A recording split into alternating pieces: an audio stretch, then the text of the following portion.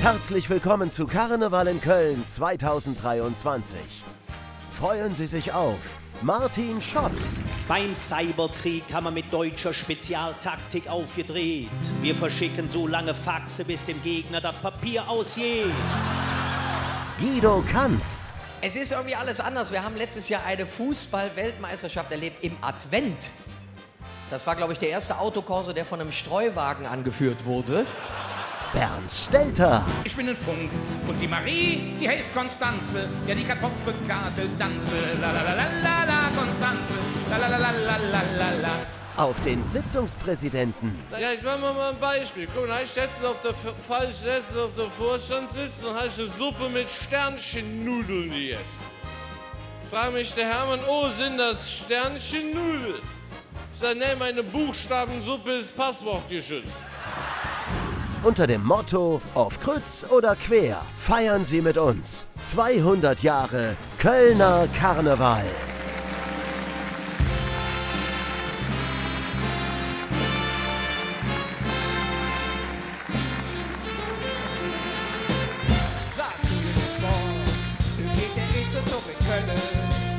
Das hätte noch keiner gesehen. Unvorstellbar schön Ding. Jod organisiert, der Rosenborn das Suppe Köln. Es war die jode Idee vom neuen Festkomitee. Vom niemand in der Ecke am Nasse und Dinge. Es jäckte welche Day von Hetze, Jud zum Schwinge. Es geht wenn niemand immer langsam niemand. Die ganze Zeit der Digger gegen den Tritt. Der Funke so mit Achten stark präsentieren. Kölscher hat der Kommandeur State kommandieren. Es geht wenn niemand immer langsam niemand. Die ganze Zeit der Digger gegen den Tritt. Sagt wieder das Wort. Wo geht der Eze Rosenborn noch so? Alles prächtig, schön und dick und wir sind mittendrin. Schon seit 200 Jahren hier hängt bei uns fast verloren. Wenn es von Mölche Jäger, dann stand mal all schon parat. Gefühl, das war mit Wunschen blicken, alles hier fast verloren. Dreimal Kölle, Alarm ist wieder so big fast verloren.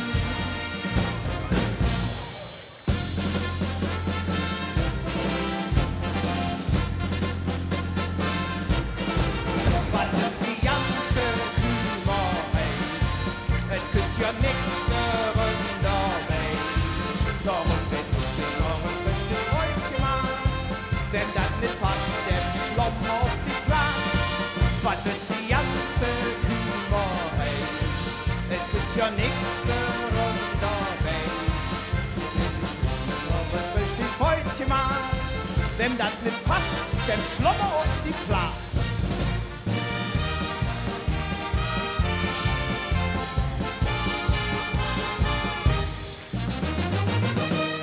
Schenk mir heute Nacht dein ganzes Herz und bleib bei mir.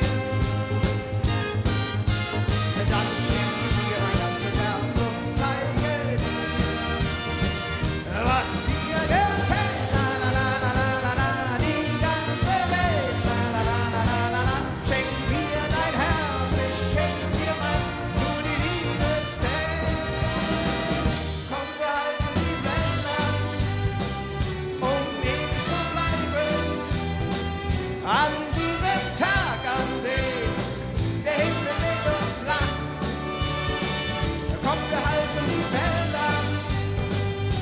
Geschichte zu schreiben, weil dieser Tag uns unsterblich macht. Höchst steht der Beste für den kleinen Moment, wenn man nicht um alles vergisst.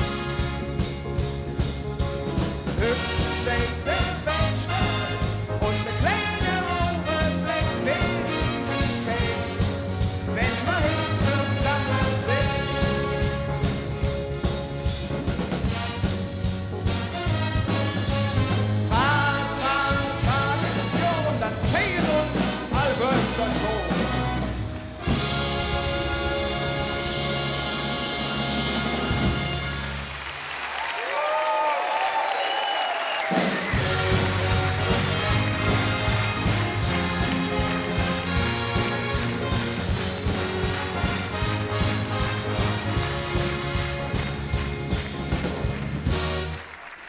Herzlich willkommen zur Fernsehsitzung Karneval in Köln des Festkomitee Kölner Karneval in Zusammenarbeit mit dem Westdeutschen Rundfunk.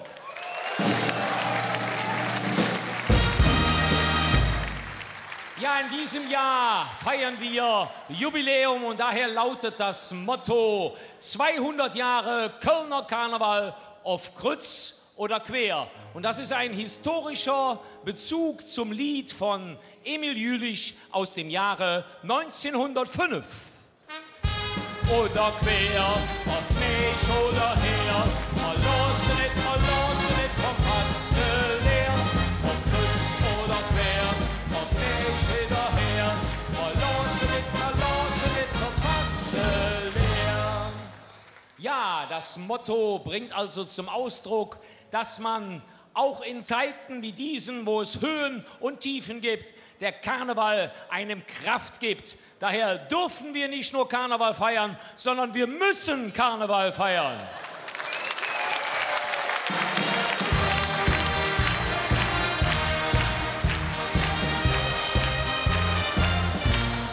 Hier stehen die Hilje, Knechte und Mechte, die vor 200 Jahren im Jahre 1823 gemeinsam mit den Roten Funken zum ersten Kölner Rosenmontagszug berufen wurde. Und damals ging der Rosenmontagszug nur einmal um der Nümade rum.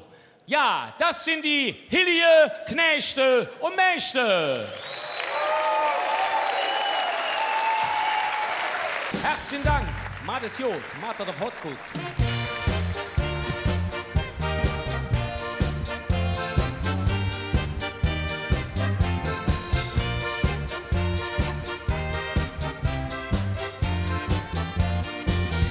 Ja, liebe Freunde, ich darf jetzt jemanden ankündigen, der auf dem Olymp der Bühnen der Stadt Köln mittlerweile angekommen ist. Freuen wir uns auf Martin Schops!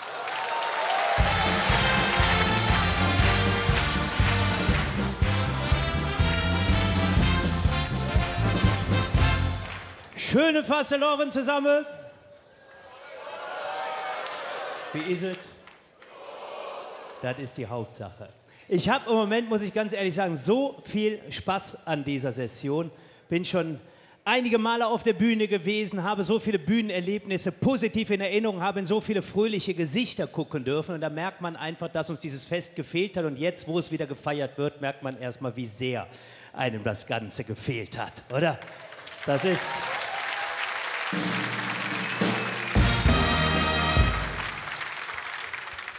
So viel Fröhlichkeit in der Stadt und ich habe aber im Moment auch das Gefühl, dass wir in einer Zeit leben, in der es keine Kritik gibt, die nicht in irgendeiner Form geäußert wird. Ja? Als würde einem das nicht gegönnt werden, kein Haar, was nicht in einer Suppe gefunden werden kann und wenn es da kein Haar gibt, was man finden kann, dann kommt ein Depp und schmeißt eins rein, nur um es irgendwie lautstark kritisieren, präsentieren zu können. Das geht mir im Moment in dieser Zeit ein bisschen auf den Nerv. Und ich sage das aus einem ganz bestimmten Grund. Weil genau in diese fröhliche Stimmung, die gerade bei uns hier im Rheinland herrscht, habe ich eine E-Mail bekommen, eine kritische E-Mail von einem Journalisten aus Süddeutschland, der mich gefragt hat, bei all den Dingen, die aktuell in der Welt passieren, ob ich das richtig finde, dass wir im Rheinland Karneval feiern würden. Da habe ich im ersten Moment gedacht, hätte sie nie mal, was stellt er mir für komische Fragen? Aber dann habe ich da mal drüber nachgedacht, dann ist mir es auch eingefallen, wo diese Frage herkommt. Einige werden sich vermutlich daran erinnern, 1991. Das war die Zeit des Golfkrieges. Und da wurde aufgrund dieses Ereignisses bei uns fast der komplette Sitzungskarneval abgesagt. Da haben ungefähr nur so 40, 50 Veranstaltungen stattfinden dürfen. Und ich weiß noch, da war ich Jugendlicher, da wurden meinem Vater, eurem Rumpelstilzchen, der sich in dieser Session auch bei dieser Veranstaltung sehr gerne noch von euch, von seinem Publikum hätte verabschieden wollen, das aber leider aus euch vermutlich auch bekannten Gründen nicht mehr tun kann. Dem wurden ähnlich kritische Fragen gestellt. Und ich kann mich noch daran erinnern, dass er damals gegen die Kritik auf die Bühne gegangen ist, habe in meinem Gedächtnis gekramt und da ist mir auch wieder eingefallen, mit welchen seiner typischen Reime auf die heutige Zeit angepasst er damals sein Statement abgegeben hat. Nämlich mit zig Monde machen wir uns Sorge, wie jedet Wigger und was ist mit Morje. Ist es richtig, dass der Trömmelsche jed, wenn es Leid in der Welt immer größer wird, auf Jahreskrise, auf Krieg, auf Infektionen, neue Mutante, Preisexplosionen. Jeden Tag in der Woche in unserem Level sind wir mit negativen Nachrichten umgeben. Und dann lügt die Sache, man dürfe deshalb nicht mehr fast laufen. Viere möchte ich, wie gesagt, einmal ganz kurz meinen Vater zitiere, der damals gesagt hat, jede Woche im Jahr hat 168 Stunden. Und wenn man davon nur 5 Stunden in sorgefrei lache, ist das nicht verwerflich, sondern gesund. Und deshalb...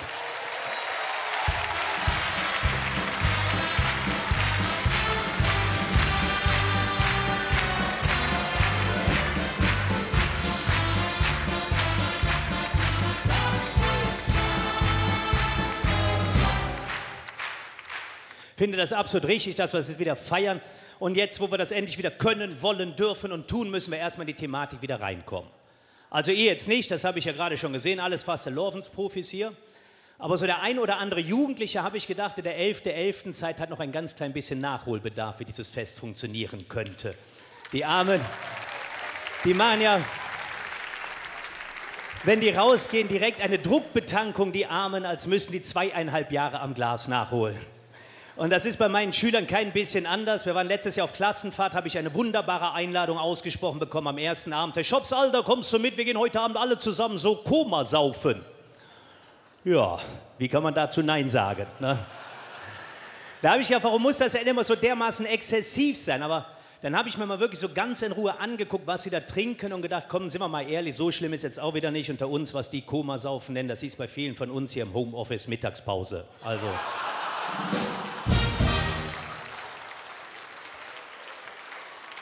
So schlimm war es auch wieder nicht. Es hat mir schon fast ein bisschen leid für die getan, wie schnell die betrunken waren.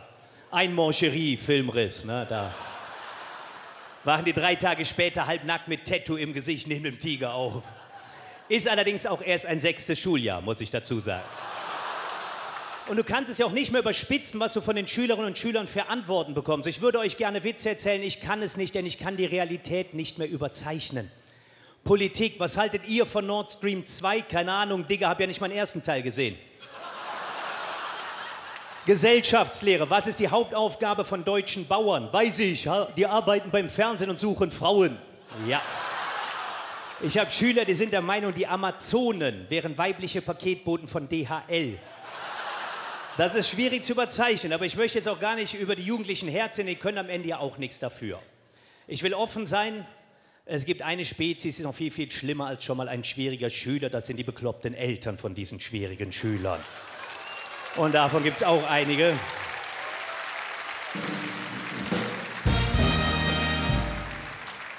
Und das fängt schon relativ früh an, dass sie den Stein in den Weg legen, und zwar mit der Namensgebung. Da gibt es ja wirklich Eltern, die geben ihren Kindern Namen, die können die armen Pens selber nicht aussprechen. Kollegin von mir arbeitet an einer Grundschule, die hat mir mal erzählt, die machen am Anfang, wenn das neue Schuljahr anfängt, immer so eine Vorstellungsrunde. Da stand so ein kleines I-Dötzchen vor ihr und hat gesagt, hallo, ich bin der Brutzeli. Hat die da, wie jetzt, die Bratwurst von Wiesenhof? Nicht Brutzela, Brutzeli.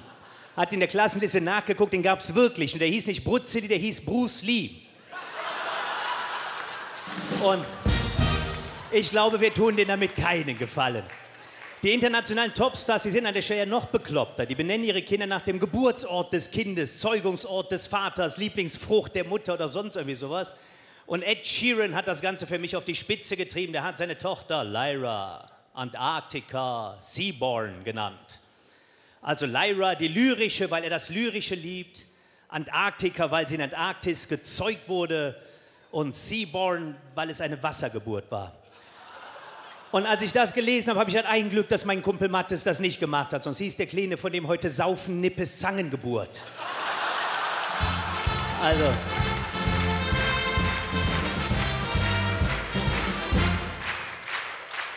Mich selber. Ich habe auch 2 Kinder, die haben jetzt nicht ganz so schwierige Namen. Und wenn wir die Oma zusammen knapp 3 Jahre zurückdrehen, ich muss ganz ehrlich sagen, ich habe so die Anfangszeit in der Pandemie mit denen, so dieses enge Zusammenleben mit der ganzen Familie im ersten Lockdown, das habe ich sehr genossen. So die ersten 2 Stunden. Dann wurde das doch sehr anstrengend für alle Beteiligten, wobei meine Tochter, die ist jetzt 16, voll in der Pubertät, die habe ich selten zu Gesicht bekommen, denn als ich jetzt öfter zu Hause gewesen bin, habe ich festgestellt, ein Pubertier geht nicht mehr aus dem eigenen Zimmer, es sei denn, es hat Hunger. War mal jemand im Zimmer von so einem Jugendlichen? Geht da nicht rein. Ich glaube, das ist der eigentliche Grund für die Erfindung der FFP2-Maske. Da kriegen Hausstaubmilben Asthma. Ich finde, so ein Besuch im Zimmer von so einem Jugendlichen kann man auch ein bisschen vergleichen mit einem Besuch bei Ikea. Ne? Willst du auch eigentlich noch mal ganz kurz reingehen und gucken, kommst du trotzdem wieder mit 4 Tellern, 6 Schüsseln, 8 Handtüchern und noch ein bisschen Kleinkram. Das ist Wahnsinn.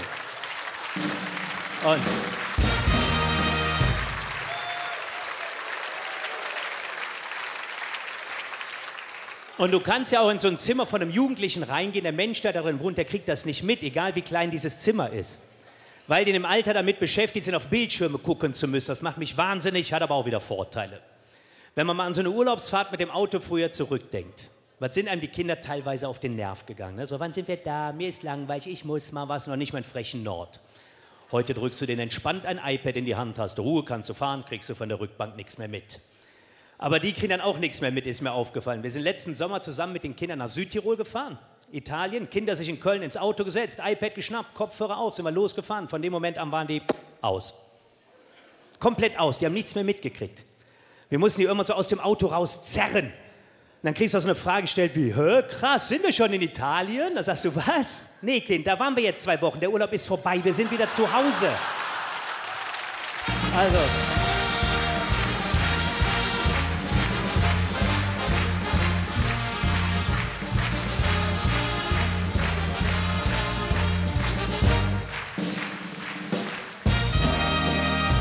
Die kriegen echt nichts mehr mit. Und man sagt ja auch immer, und das stimmt auch, an den Pens sieht man, wie die Zeit vergeht. Ich weiß noch, als meine Tochter klein war, so 3, 4 Jahre, da habe ich die immer noch ins Bett gebracht und so Geschichten erzählt, bis sie eingeschlafen ist. Wenn das mal nicht funktioniert hat, habe ich mir die Gitarre geschnappt, mich zu ihr ans Bett gestellt, Schlaflieder gesungen, bis sie eingeschlafen ist. Ich meine, ich gebe es zu, ich mag das ab und an immer noch, aber ja, irgendwie nicht mehr dasselbe jetzt, wo ihr Freund immer daneben liegt. Der Lappen da, der ist auch 16. Am Anfang war ich überhaupt nicht einverstanden. Mittlerweile denke ich, können wir fast froh sein, dass wir noch einen in ihrem Alter gefunden haben. Denn der Trend bei jungen Männern ist mir aufgefallen, geht nach dem Vorbild von Tom Kaulitz zu älteren Frauen. Das ist bei meinen Schülern auch ein großes Thema. Ich habe mal ein Gespräch am Schulhof mitbekommen, standen Marcel und Nico zusammen, beide 18 Jahre, Originalgespräch. Hey Marcel, Alter, ich habe jetzt so eine neue Freundin, so, die ist schon 48 Jahre alt, jetzt bist du dran. Tschüss, Respekt. 48 Jahre, Digga, das ist voll alt, überleg mal, wie alt, das ist 48 Jahre. Das könnte ja deine Mutter sein. Originalantwort vom Nico, ich weiß, ist aber deine.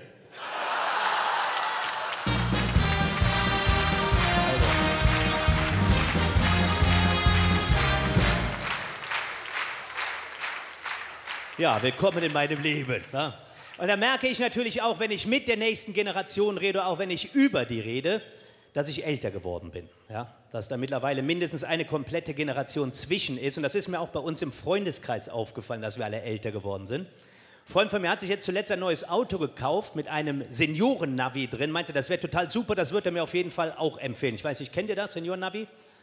Meinte, das wäre total super, das sagt dir nicht nur den Weg zum Ziel, sondern auch, wenn du angekommen bist, was du da wolltest. Da gehen die ersten Bestellungen los hier, ne? Da habe ich gedacht, das ist eine pfiffige Idee, das könnte ich auch gebrauchen. Denn ich bin mittlerweile tatsächlich in diesem Alter angekommen, wo ich mich voller Demut freue, wenn ich in den Keller gehe und noch weiß, was ich da gewollt habe. Und wenn ich das mal wieder vergessen habe, dann bringe ich mal einfach eine Flasche Bier mit hoch, damit das oben keinem auffällt. Ne? Das wiederum irritiert dann allerdings den Rest der Familie am Frühstückstisch.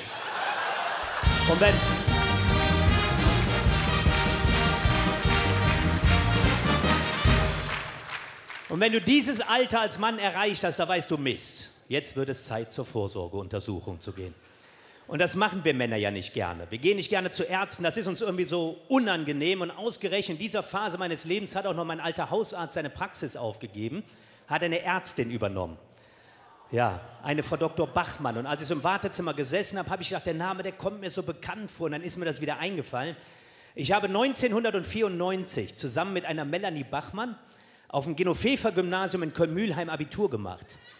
Und die war so ein richtiger Schuss, so lange dunkle Haare, smaragdgrüne Augen, schöner dunkler Teint, Modelfigur. Habe ich ja, boah, jetzt stell dir mal vor, das wird deine neue Hausärztin. Da wurde ich aufgerufen, mit ins Praxiszimmer gegangen, habe gedacht, boah, das ist sie nicht. Auf gar keinen Fall.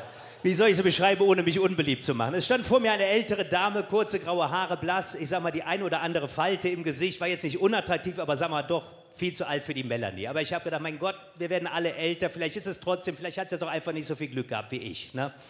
Ich sag, was denn? Ich sag, darf ich mal eine persönliche Frage stellen? Klar, schießen Sie los. Auf welcher Schule sind Sie damals gewesen? Genovefa-Gymnasium Köln-Mühlheim. Ich sag, ach, wann haben Sie Abi gemacht? 1994. Ich sag, das gibt's doch gar nicht. Melanie Bachmann, na klar. Warst ja damals bei mir in der Klasse. Erkennen Sie mich nicht mehr? Guckt sie mich an und sagt, nee, tut mir leid, Ihr Gesicht sagt mir jetzt nichts, aber welche Fächer haben Sie denn damals unterrichtet?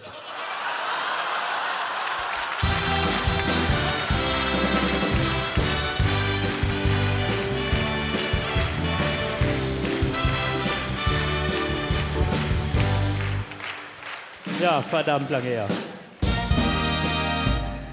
Ich mache mir jetzt schon einige Jahre sehr viele Gedanken darum, nicht nur, wie sich die Welt verändert hat, sondern ich frage mich auch immer wieder bei all diesen Veränderungen, wie geht es weiter? Wie sieht es bei uns wohl aus im Jahr 2040?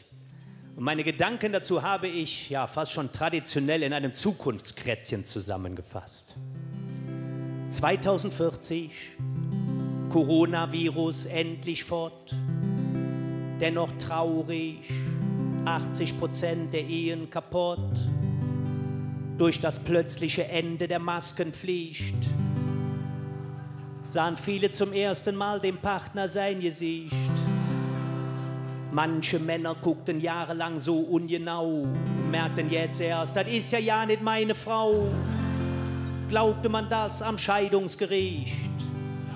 Leider nicht. Clemens Tönnies wurde zum neuen FIFA-Boss gekürt. Wusste von Berufswehen, wie man einen Laden voller Schweine führt.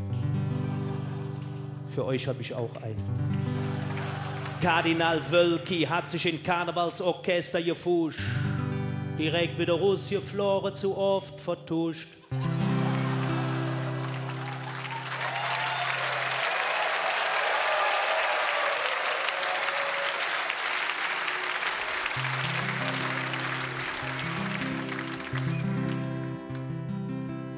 Karl Lauterbach hat Umschulung vom Virologen zum Urologen gepackt. Jetzt geht er den Menschen auch körperlich auf den Sack. War seine Zielgruppe diesmal ganz dicht? Während der Gaskrise feiern wir Weihnachten bettelarm. Es geht russisch Raclette, nur jedes 6. Pfännchen wird noch warm. In Berlin wird von Idee zur Energieeinsparung geschwärmt. Kompletter Bundestag wird mit heißer Luft von Christian Lindner erwärmt.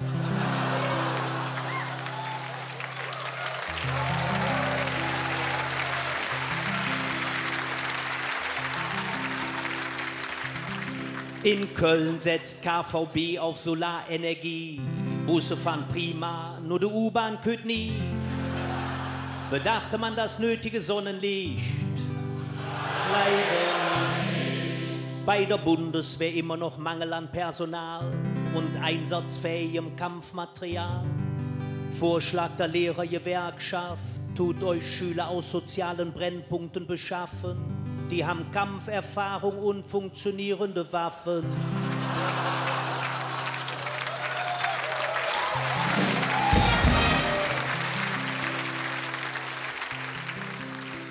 Beim Cyberkrieg haben wir mit deutscher Spezialtaktik aufgedreht. Wir verschicken so lange Faxe, bis dem Gegner das Papier ausgeht.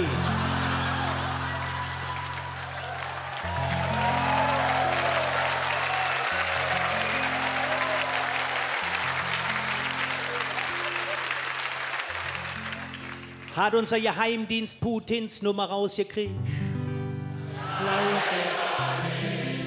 Die grüne Regierung hat uns sensibilisiert und geweckt. Jetzt sind wir politisch und sprachlich überkorrekt. Es heißt nicht mehr nur Bio-Freiland-Ei, sondern das Ei war von der Henne gewünscht und der Hahn bei der Geburt mit dabei.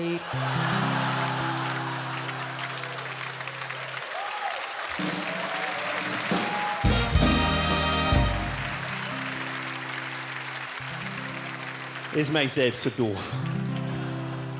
Korrektheit auch bei Ferrero Küsschen. Kommen jetzt genderneutral Jans ohne Nüsschen. Krieg immer noch ein Prometat ob der dich. Habe ich noch eine aktuelle Nachricht aus der Politik für euch. Die Landesregierung ließ uns wissen, hinter Lützerath wird nicht weiter abgerissen. RWE gelang der große Wurf, Braunkohlefund unter Düsseldorf.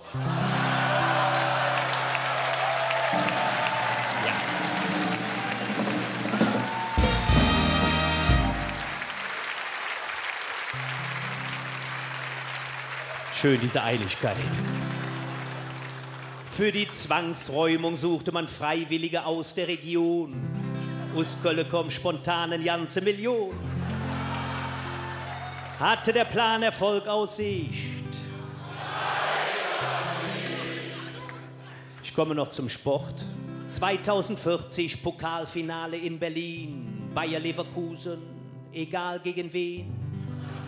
Ob Sandhausen, Meppen oder Fürth, ihr wisst alle schon, wer Zweiter wird.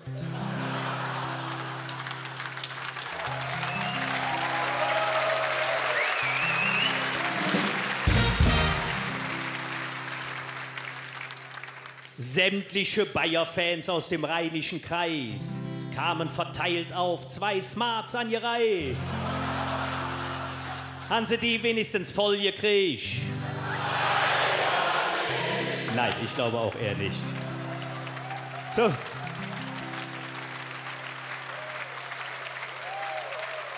Tatsächlich ein Leverkusener hier vorne.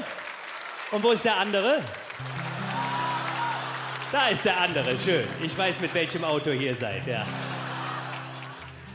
Zum Abschluss habe ich noch eine traurige Nachricht für alle Herren im Saal. Wir haben in Zukunft leider nicht mehr allzu viel zu Kamellen. Im Weltall haben mittlerweile die Frauen nicht sagen. Erster Blötsch am großen Wagen.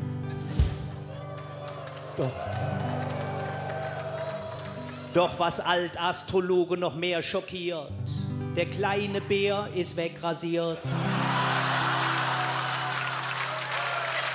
Ups.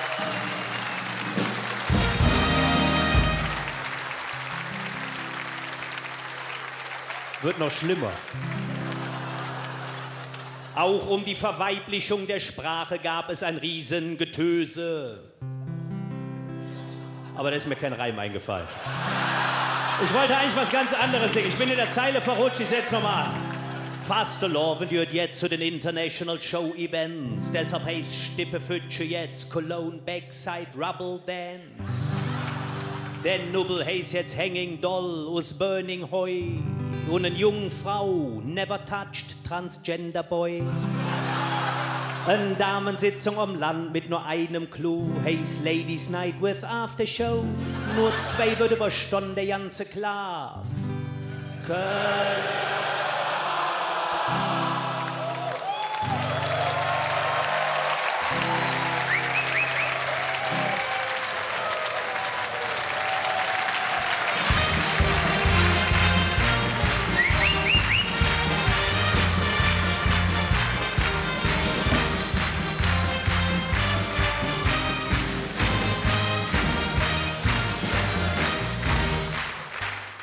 Ja, lieber Martin, vielen, vielen Dank für den tollen Vortrag. Nimm du den Orden des Festkomitees entgegen. Dreimal von Hetze, Köln. Martin Schops, ARD. Herzlichen Dank, macht's gut.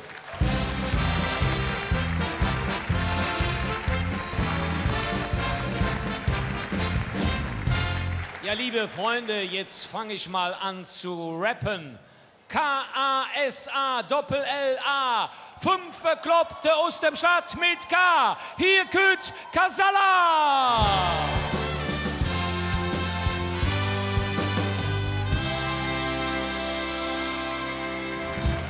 Ihr Lieben, wir haben euch ja ein neues Lied mitgebracht. Und da geht es im Prinzip darum, dass es ein bisschen wie nach Hause kommen ist, dass wir endlich wieder alle miteinander singen können.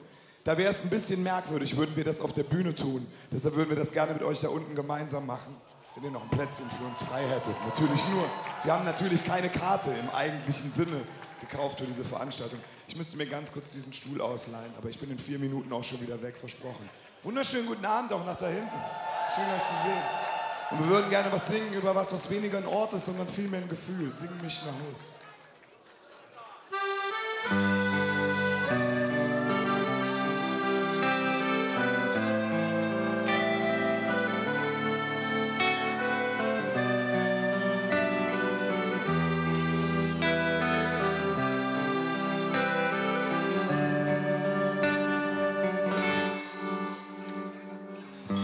Manchmal han ich Heimweh, dabei bin ich nicht fort. Und die Welt ist mir fremd, mein Kompass kaputt.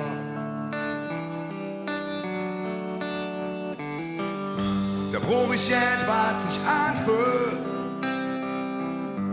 wie als Kind bei der Mama. Macht das Licht noch nicht aus, damit ich schlafen kann. Und dann hilft mir mein Knurrele, das Gefühl, das mich einer versteht. Und wenn ich die Tür, dann weiß ich, dass es irgendwie geht. Komm und sing mich nach Haus, mache die Welt in der Brust. Bitte nimm mir die Angst und der Frust. Sing mich nach Haus, sing mich nach Haus. Komm und sing mich nach Haus. Sag mir, dass es ein Jod wird am Schluss. Blend die Welt für einen Augenblick aus. Sing mich nach Haus, sing mich nach Haus. Komm und sing mich nach Haus. Mach es fern in der Brust. Bitte nimm mir die Angst und der Frust. Sing mich nach Haus, sing mich nach Haus. Komm und sag mir, dass es ein Jod wird am Schluss. Blend die Welt für den Augenblick aus. Sing mich nach Haus, sing mich nach Haus. Bitte sing mich nach Haus. Vielen Dank, Dankeschön.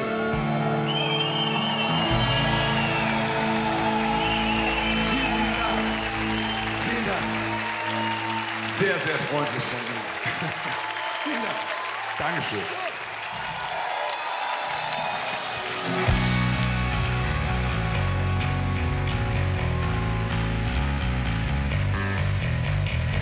Meine sehr verehrten Damen und Herren, liebe Kinder, los mal springen!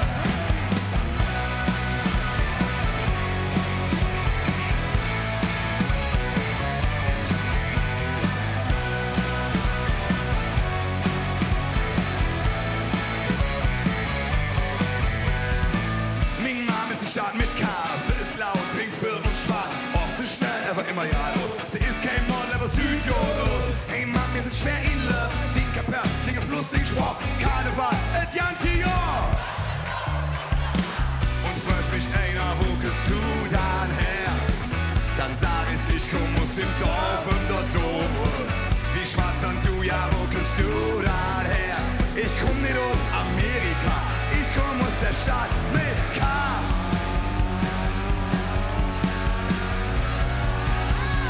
Ich komm aus der Stadt mit K. Schalalala, schalalala, schalalala, aus der Stadt mit K. Schalalala, schalalala, schalalala, aus der Stadt mit K. Schalalala, schalalala, 1, 2, 3 und springe.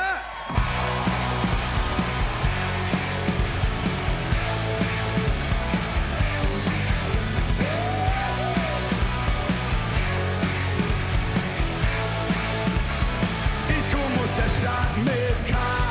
Schalalala, schalalala.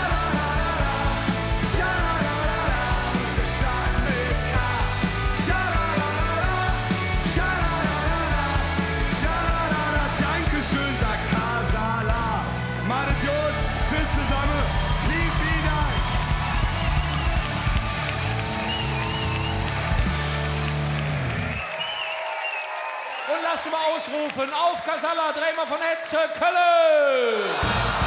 Casalla! ARD!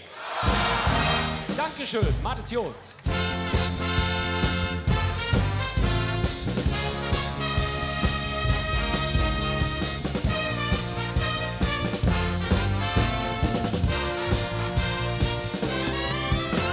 Kölner Karneval oder Karneval allgemein ist meistens so ein bisschen männerdominiert. Insofern sind wir froh, euch jetzt eine Rednerin präsentieren zu können. Und hier heute auf der Bühne Agnes Kasulke.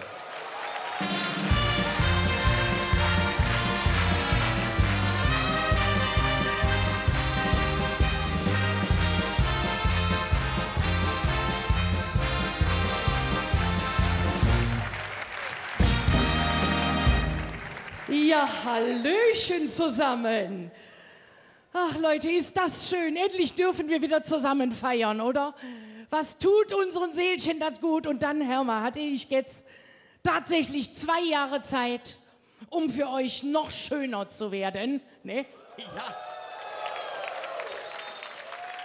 Ja, ich hatte aber auch 2 Jahre Zeit, um für euch noch mehr Glitzer auf die Kittelschürze zu nähen. Deswegen bin ich heute extra nur für euch von Kopf bis Fuß auf Glitzer eingestellt. Ja, das ist meine Welt. So, jetzt habe ich schon die erste Gänsehaut. Hör mal, und wir können doch ja nicht genug Glitzer haben, oder? Mittlerweile ist es ja so, ein Fest jagt das nächste. Gott sei Dank wieder. Angefangen hat der bunte Reigen mit den 3 Tagen Fußball-WM. Ja, mehr war es ja nicht, ne? Dann kam ein bisschen Weihnachten, direkt gefolgt von der Dart-WM. Und dann endlich unser geliebter Karneval. Und der ist in diesem Jahr ganz besonders, weil 200 Jahre Kölner Karneval. Da haben wir doch mal allen gezeigt, dass wir können. Ich habe eben unten noch 2 Gründungsmitglieder gefunden. Ne?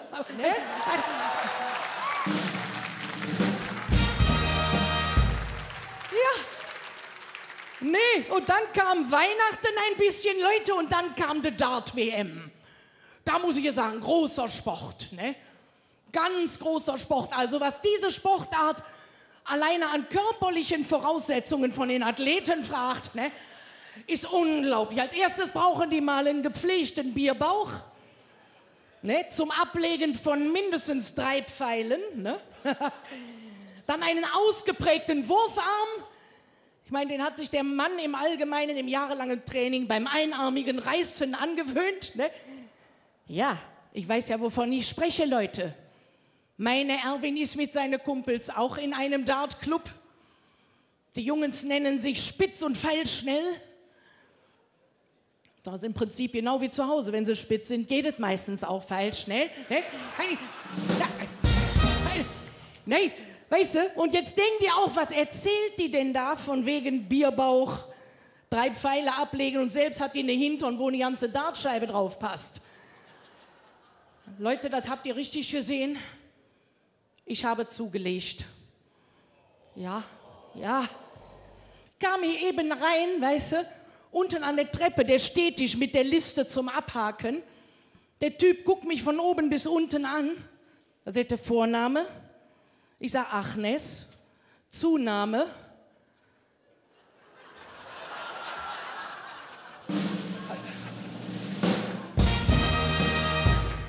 Hör mal, ich sag, es wird 1 Kilo pro Monat gewesen sein. Ne?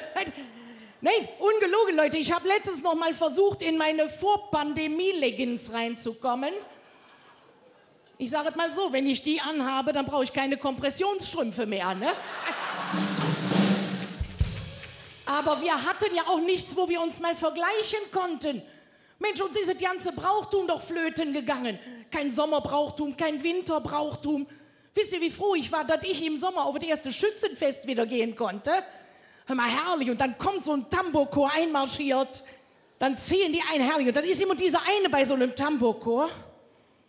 Der eine, der so ein bisschen mehr ist als die anderen. Ist meistens der mit die dicke Trumm, ne? Herrlich. Ja, aber auch dieser eine hat dann die weiße Uniformhose an. Wie sage ich, das geht's vorsichtig. Guido Maria Kretschmer würde sagen, die Hose tut nichts für dich, ne? Hör mal.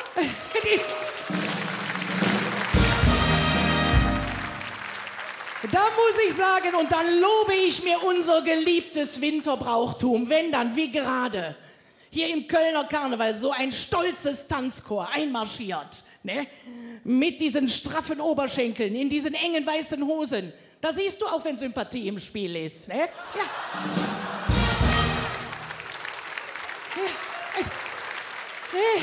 Es ist ja, wie gesagt, es ist nicht leicht, ne? Es ist nicht einfach. Ich habe das zu Hause selber erlebt mit meiner Erwin, ne? Der hat sich sowas von gehen lassen, muss ich sagen. Der hat das Maß mit der Alkohol so verloren. Ich sage, es kann jetzt nicht wahr sein, dass du schon wieder besoffen bist. Da sagt er, halte Munde, das ist Strafe genug, dass ich dich doppelt sehe.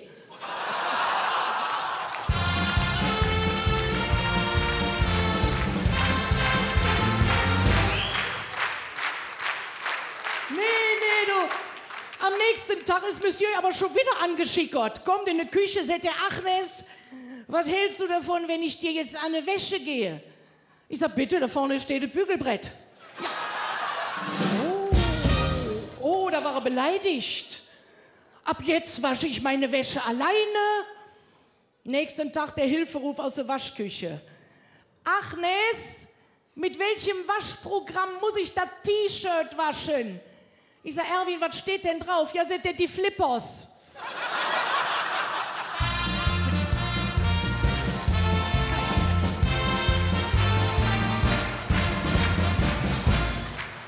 Nee, du, Haushalt ist nicht seine Kernkompetenz, ne?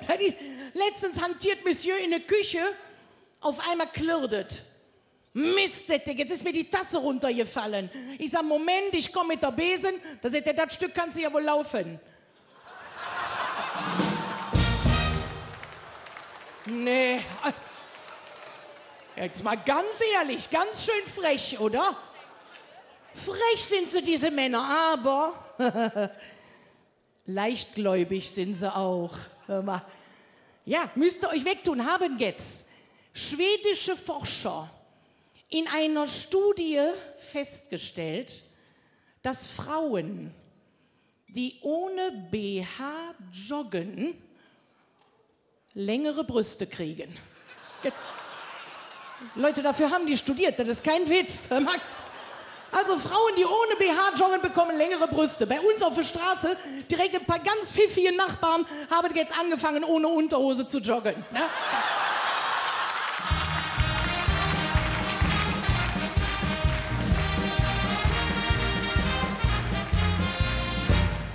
Mein Gott, das nimmt ja Ausmaße an mit diesen Stromkosten. Bei uns im Ort haben sie jetzt die Eishalle schon zugemacht. Bei uns im Schwimmbad wird jetzt aus Kostengründen Bahn 5 und 6 nicht mehr befüllt. Ja, das ist wirklich so. Das nimmt Ausmaße an, die machen keinen Spaß mehr. Leute, ganz im Vertrauen, eine meiner engsten Freundinnen, ich möchte jetzt auch keine Namen nennen, aber die Erika, die hat so viel Angst vor ihrer nächsten Stromrechnung, die ist jetzt von ihrem Vibrator wieder auf ihren eigenen Ehemann umgestiegen. Ja.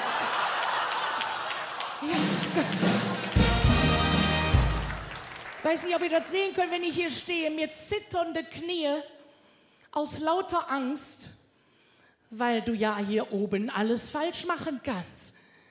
Du weißt ja nicht, was gestern noch erlaubt war, das darfst du vielleicht heute schon nicht mehr sagen, ne? Das sind ja komische Zeiten, oder? Ja.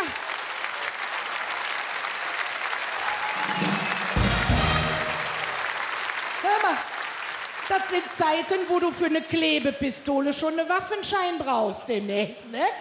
Es ist Wahnsinn, dann stehe ich hier oben und ganz ehrlich, wenn zu mir jemand lecker Mädchen gesagt hat, dann habe ich das noch nie als sexistisch empfunden. Das war viel zu selten, hör mal.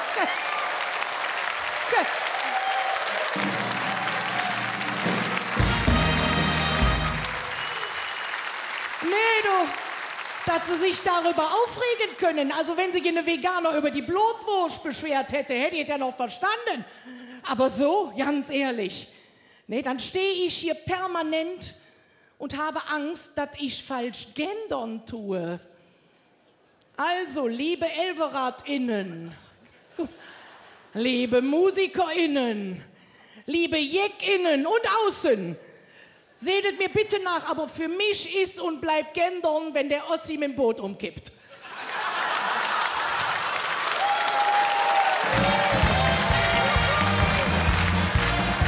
Vielen Dank!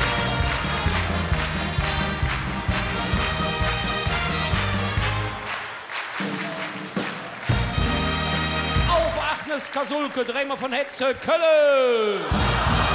Agnes Kasulke! WDR! Herzlichen Dank. Machen's gut.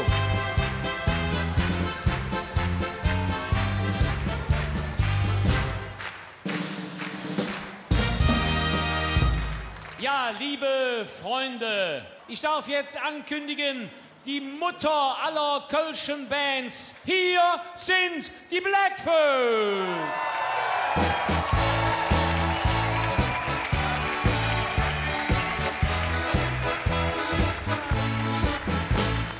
Womit fangen wir an, Herr Hopperten? Wir fangen ganz klassisch an, das kennt ihr all, das jede so.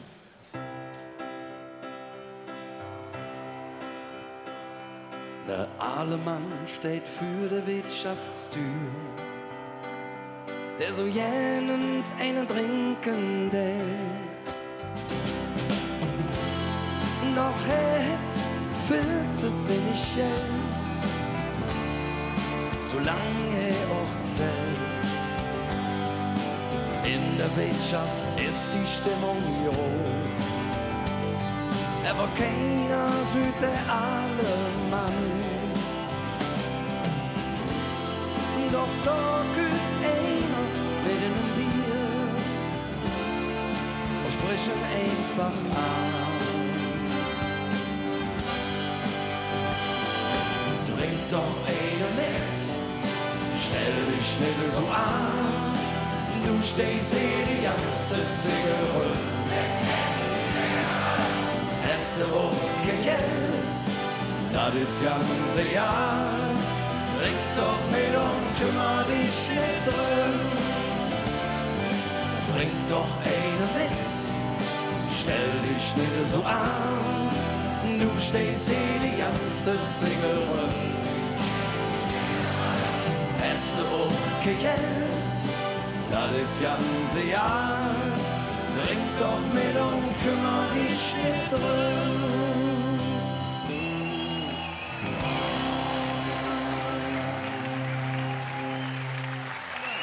Vielen Dank. Ja, wegen jeder Session haben auch in dieser Session die Fösch wieder ein neues Lied im Gepäck.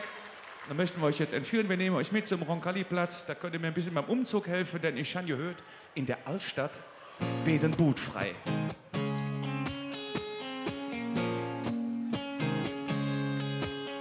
In der A Cappella am Roncalli-Platz an ich ein Boot in meiner Mutterstadt. In meinem Himmelbett red ich vom Peter weg und pflanze paar Blümchen im Treppenhaus. Und Balkon an ich mi Sonnendeck und von da ganz Köln jo den Blick. Wenn ich vom Einkaufen komm, lauf ich ne Halbmarathon über 500 Stufen hoch. Ich han letzte Nacht geträumt, in der Altstadt jeden Boot frei. Josef finster helle Röhm, die schönste Wohnung in der Stadt. Im letzten Stock und am Lebeljagd, mit Aussicht vom Balkon. Ja, da jeden Boot frei, da han ich letzte Nacht geträumt. Letzte Nacht geträumt. Jo, ich wohn in der Alcapella am Roncalli-Platz. Sie ist noch jo den Schuss und kaum zerkratzt. Der Fassade restauriert, von einer frisch renoviert. Doch bloß dafür steht jetzt an meiner Tür. Jeden Tag kommen jede Menschen hin, aus aller Welt nur im Boot zu sind. Wenn dann der Orgel klingt und der Engelchor singt, fühlt es sich an, als wär man im Himmel noch. Ja, nicht an letzte Nacht hier drin, in der Anstalt in dem Boot, los im Finster helle Röhre, die schönste Wohnung in der Stadt, im letzten Stock und am Himmel hinaus. Mit Aussicht vom Balkon, ja, da bin ich gut frei. Da kann ich letzte Nacht geträumt. Ja, da bin ich gut frei. Da kann ich letzte Nacht geträumt. Letzte Nacht geträumt.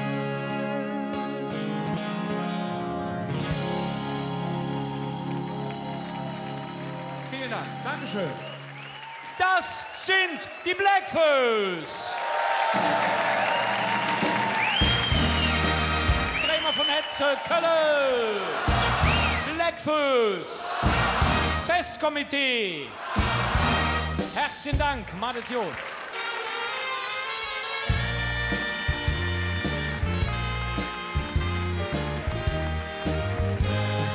Ich darf euch ankündigen, sozusagen meinen Kollegen, nämlich den Sitzungspräsidenten Volker Weininger.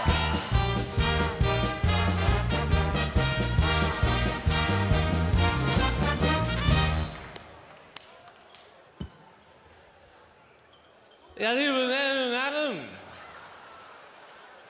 Liebjecke, ich freue mich total, dass ich heute hier bei euch im Gürze nicht sein darf. Endlich wieder normale Menschen, Liebjecke.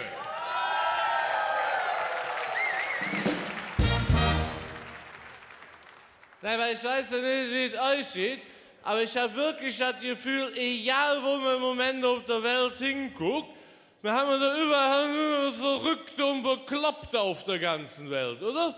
Die ganze Welt hat nur Verrückte und Bekloppte.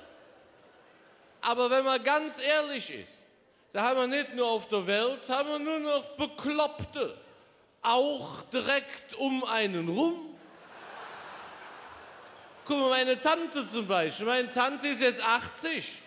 Und die sagt letztens zu mir, sagt, so, jetzt dürfen bei uns so ja schon 2 Männer heiraten.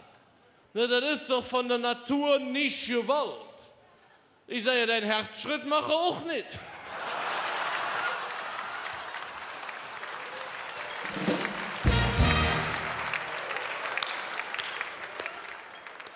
Knaller auf jeder Pfarrsitzung. Jedenfalls.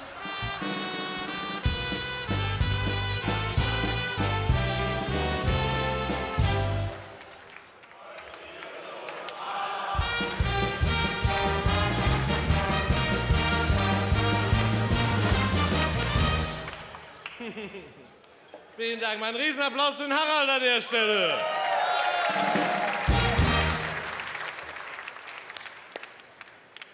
Gibt so viele Selbstdarsteller im Karneval. Jedenfalls.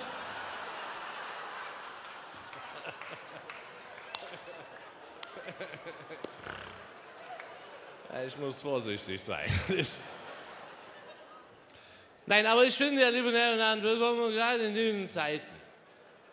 diesen Zeiten, da soll man sich auch noch mal über die schönen Dinge im Leben freuen. Guck mal, ich hatte zum Beispiel im Lockdown, habe ich angefangen zu kochen. Ja,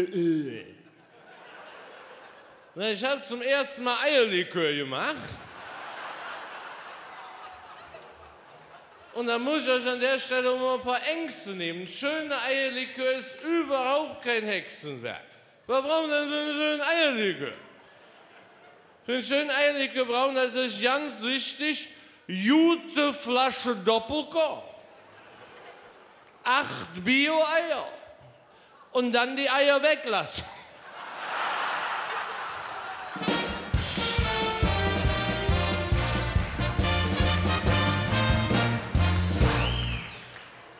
Nein, aber am besten, liebe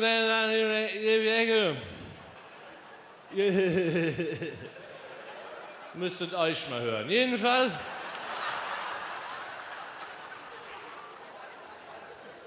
Nein, aber zum Glück, liebe Herren, zum Glück sind viele Sachen auch wieder möglich. Wir haben zum Beispiel im Sommer haben wir endlich wieder unsere legendäre Bierbörse gemacht. Weil direkt bei unserem Sportplatz an der Harald-Junke-Kampfbahn. Ja, ist schön vor Fachpublikum zu sprechen. Und ganz wichtig auf der Bierbörse, du brauchst vorher eine ordentliche Grundlage. So, das wissen die jungen Leute heute oft ja nicht mehr. Weißt du, ich sehe da bei meinem Neffen, und mein Neffe, der ist 16, nur am Chillen. Sternzeichen kein Bock. Na, ich sag mal, der ist nicht doof, so ist es nicht. Der hat Mathe-Leistungskurs. Ja, das heißt, er ist im richtigen Leben völlig hilflos. Weil er kann ja den Flächeninhalt von seiner Tiefkühlpizza exakt berechnen, schiebt das Teil dann aber mit der Plastikfolie in den Ofen rein.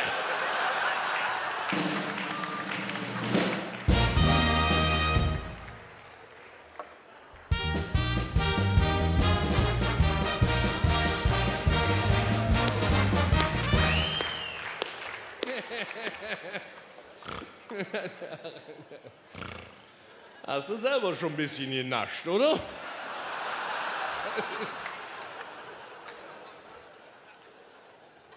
Das ist nicht mein Humor. Jedenfalls... Komm du mir nach Hause, Freundchen. Jedenfalls, weil ich sagen wollte, eine ordentliche Grundlage ist wirklich das A und O. Das kann überhaupt nicht fettig genug sein. Na, ich hatte ja für zwischendurch immer noch 2 Päckchen Palmin in der Hosentasche. So, die beste Grundlage, die man haben kann. Was ist die beste Grundlage, die man haben kann? Riefkuchen, Reibekuchen, absolut richtig. Es gibt nichts Besseres wie Reibekuchen. Wenn man Reibekuchen, da hast du einen Ölteppich im Magen. Da hast du direkt 2 Aktivisten am Bauch kleben.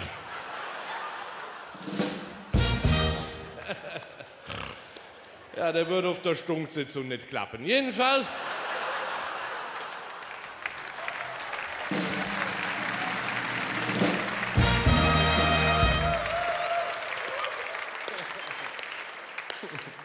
Karneval ist so einfach. Jedenfalls...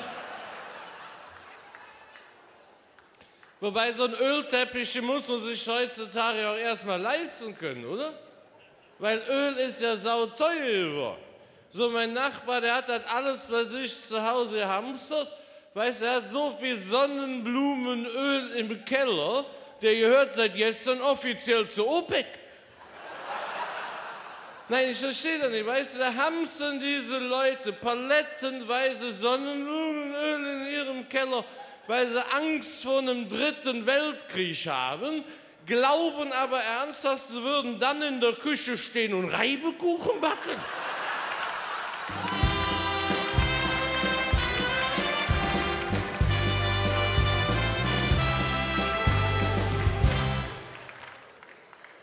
Nein, aber liebe Freunde, liebe Herren, es ist doch alles.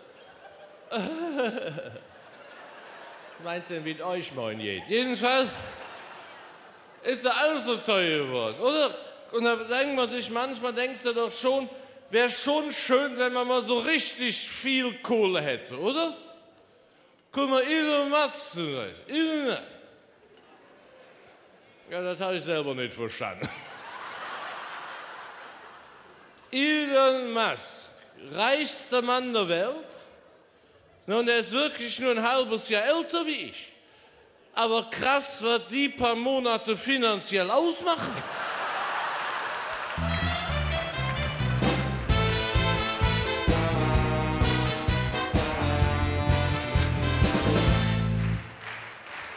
Das Orchester Markus Kort, liebe Herren.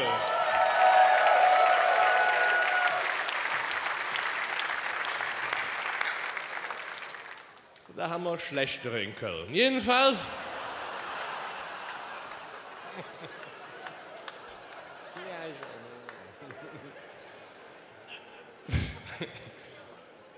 Nein, aber wie gesagt, das ist alles so teuer geworden. Das gibt auch beim Einkauf, weißt du, es gibt mittlerweile Ladendiebe, die klauen nur noch beim Aldi. Alles wird immer teurer und es läppert sich alles. Guck mal, so ja, eine Flasche Bier kostet jetzt 5 Cent mehr. Das sind über 2 Euro am Tag.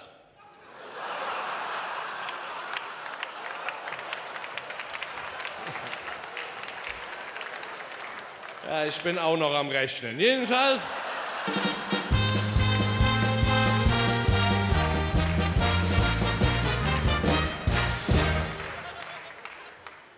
Nein, aber früher, liebe Freunde, da haben wir doch im Laden gekriegt für sein Jahr. Na, das weiß ich noch wirklich, das ist noch ja nicht so lange her, da war ich so 12, 13.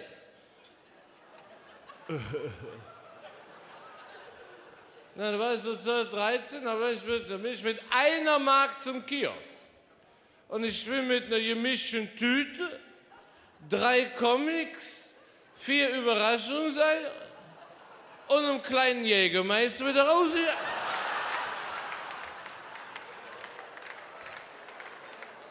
Und heute überall Überwachungskameras.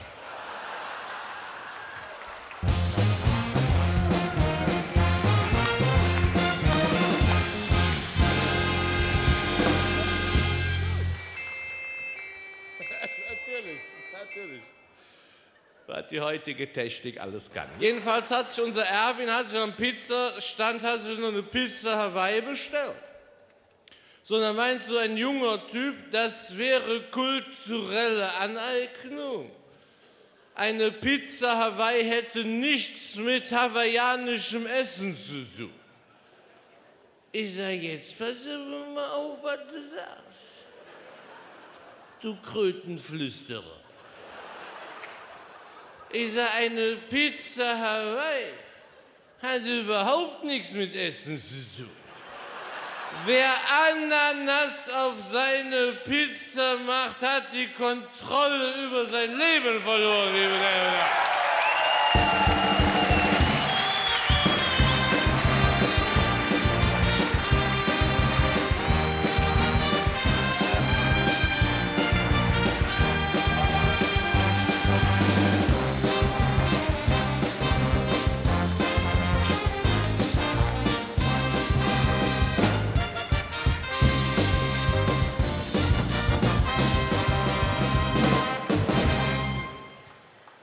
Ich sage, Pizza Hawaii ist wirklich die Jogginghose unter den Lebensmitteln, oder? Wer von euch macht Pizza Hawaii? Was ist denn da schiefgelaufen? Ihr trinkt sicher auch Bananenweizen. Jedenfalls.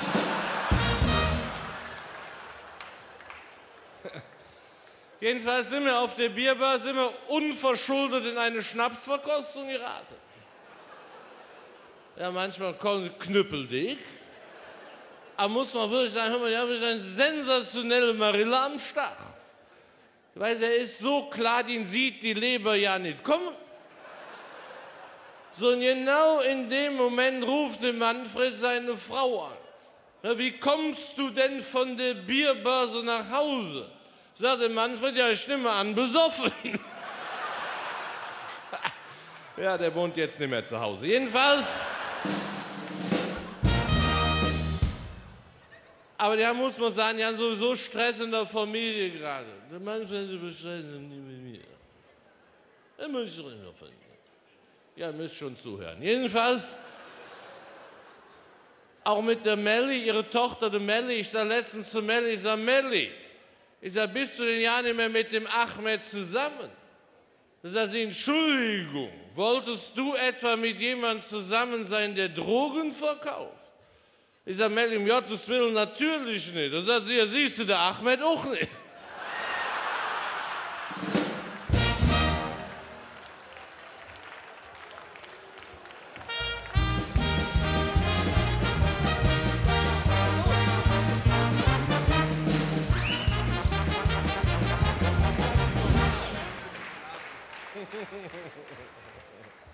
Er muss auch mal trinken, bevor der Körper Durst kriegt.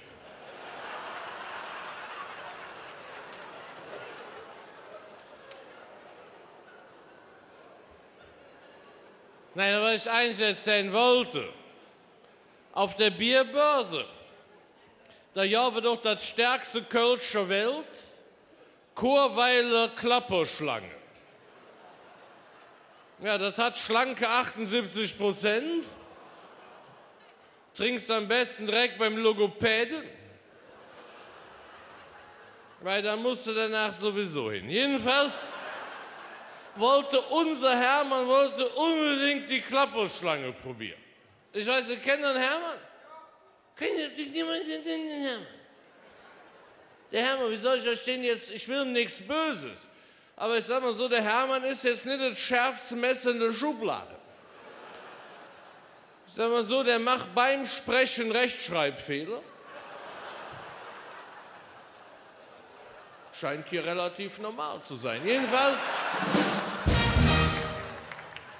Na, ich sag mal so, wenn du den Hermann siehst, ne, dann weißt du, warum Noah nur Tiere mitgenommen hat.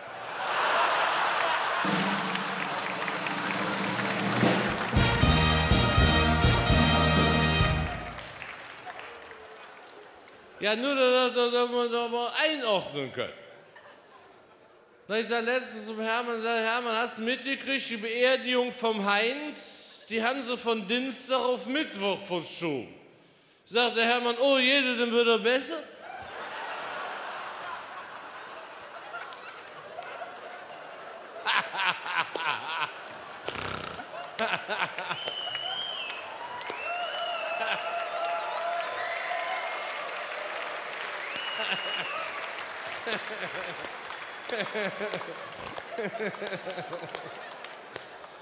Saugeiler Witz. Jedenfalls.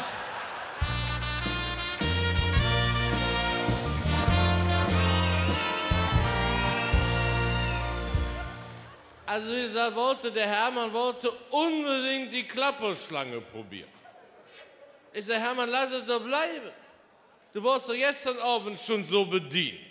Du stundst eine halbe Stunde am Autoscooter und hast versucht, ein Taxi ranzuwinken.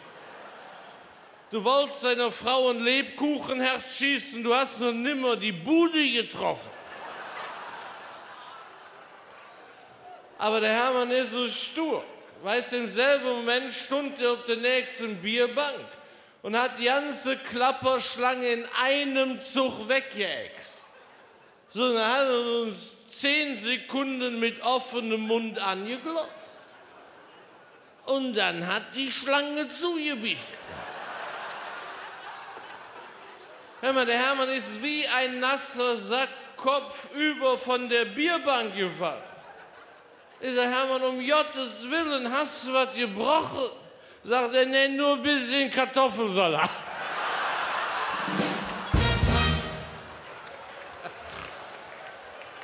Ganz feiner Humor. Jedenfalls. Nein, aber unser Hermann ist ja auch so ein Spezialist. Wie ist er, der Hermann? Ja, ist sich völlig unbewaffnet. Ja, ich mache mal ein Beispiel. Guck mal, ich setze auf der Vorstandssitz und habe eine Suppe mit Sternchennudeln gegessen. Ich frage mich der Hermann, oh, sind das Sternchennudeln? Ich sage, nee, meine Buchstabensuppe ist passwortgeschützt.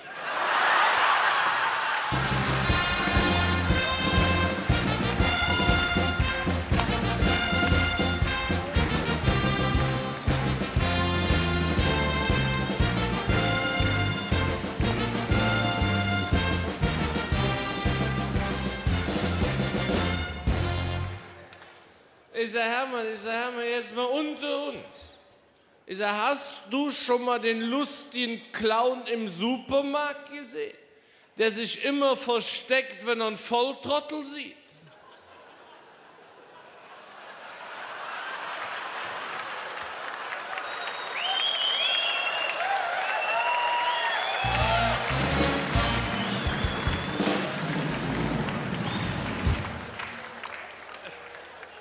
Da hatte ich euch mehr zugetraut. Jedenfalls.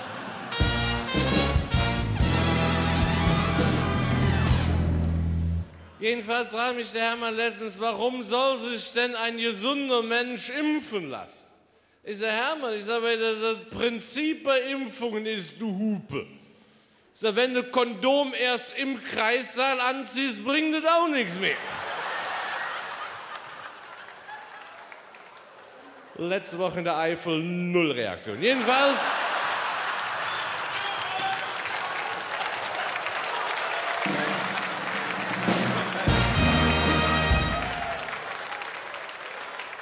Ja, sagt der Hermann, aber er wüsste ja nicht, was in dem Impfstoff drin ist.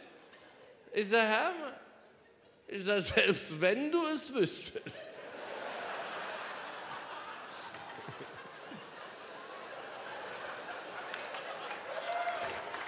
Ich sage,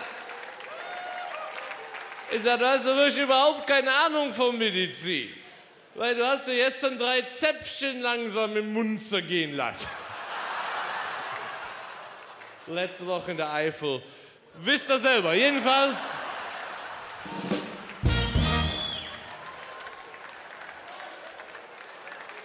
Ich sag, sonst ist es dann auch Drissejahr, was in deinen Körper reinkommt.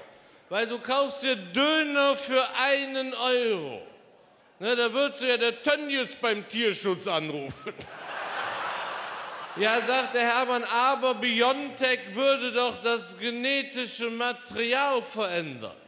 Ich sage, ich glaube nicht, dass du so viel Glück hast. In diesem Sinne, alle ab zusammen.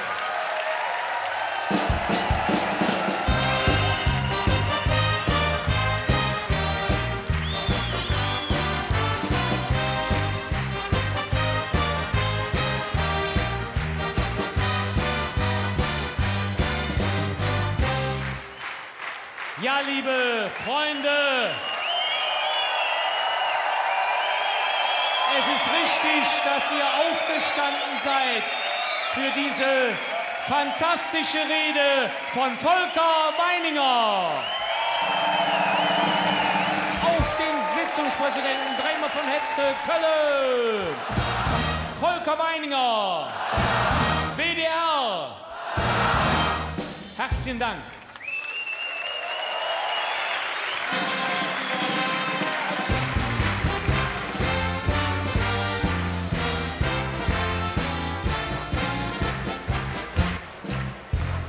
Ich darf euch jetzt ankündigen, eine Gruppe, die schon seit 20 Jahren Musik macht, aber seit 10 Jahren auf den Karnevalsbühnen ist und damals eingestiegen ist mit dem tollen Titel "Et Jit Kei Wort". Hier ist Cat Ballou!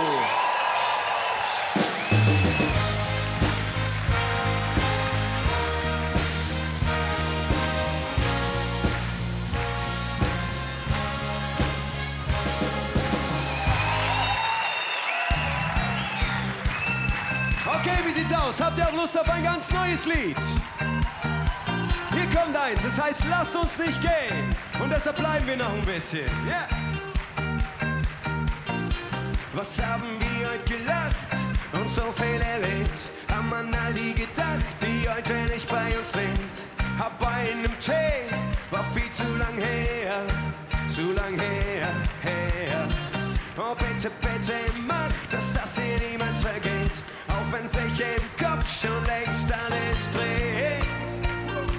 Doch solange wir stehen, lass uns nicht gehen, wenn es am schönsten ist.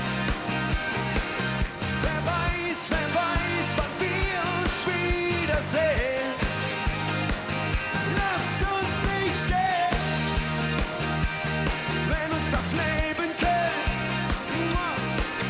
Die beste Zeit ist, wenn du bei mir bist.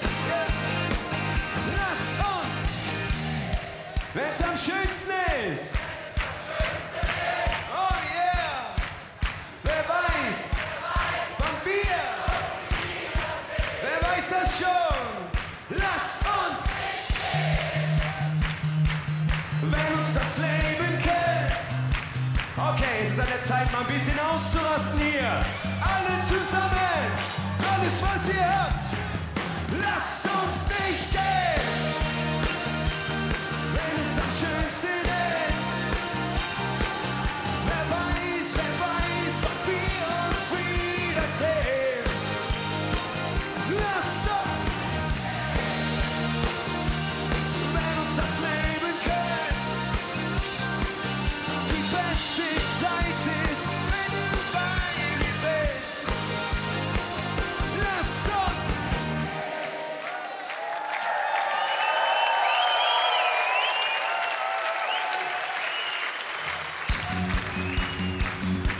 Okay, wie sieht's aus? Habt ihr noch Energie?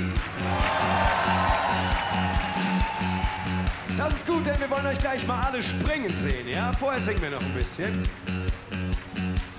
Ich steht die Welt still für ne... Oh ja! Wenn man sich alles vergisst.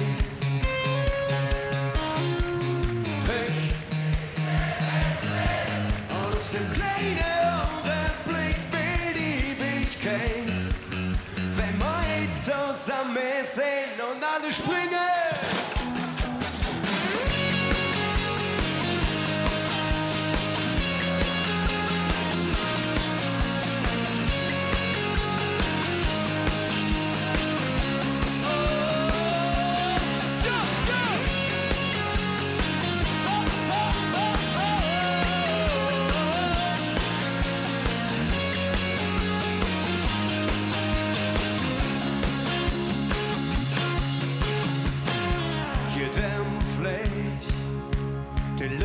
Klammern werden. Oh ja.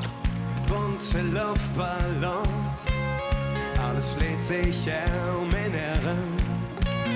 Lass mich von der Welt treiben. Von der schönen Melodie.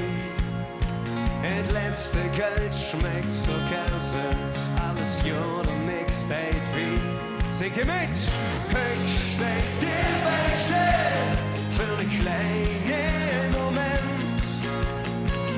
Wenn man sich alles vergisst. Komm schon, wo seid ihr? Oh! Ich steht die Welt still für einen kleinen Moment. Wenn man sich alles vergisst. Ich steht die Welt still und ein kleiner Augenblick für die Ewigkeit. Wenn man zusammen sind, oh ja.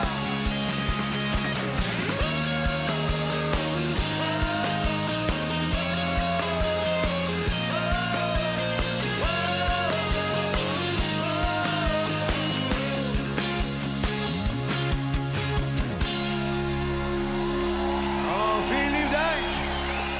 Seid schön lieb zueinander, meine Idiot, und tschüss zusammen.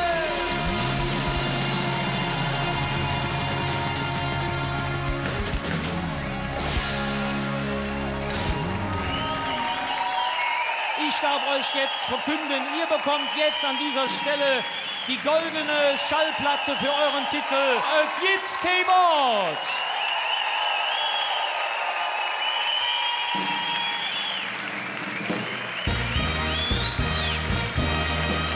Und lasst uns ausrufen auf Cat Ballou, dreimal von Hetze, Köln! Cat Ballou, Festkomitee! Herzlichen Dank und Dankeschön.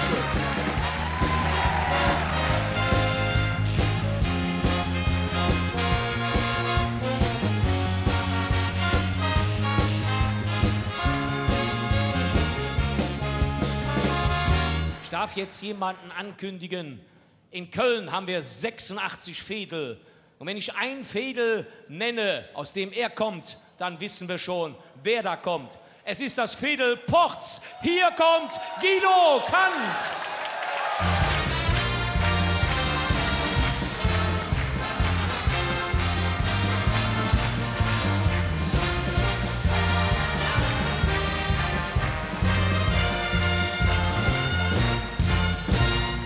Morgen! Wie ist es?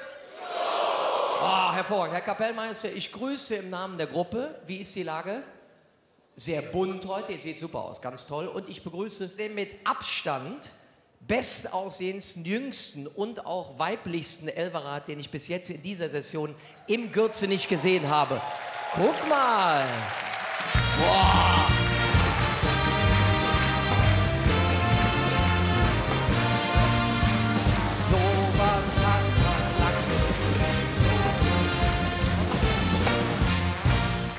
Es ist irgendwie alles anders. Wir haben letztes Jahr eine Fußball-Weltmeisterschaft erlebt im Advent.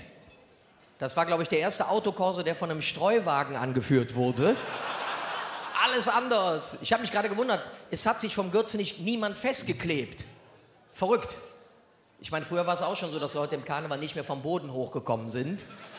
Aber das lag nie an Superkleister, sondern an Jägermeister. Aber da hinten ist gute Stimmung. Hier vorne sind die umsonst trinken können, aber bei euch läuft's, ne, oder? Läuft. Hier, guck doch mal. Sehr gut.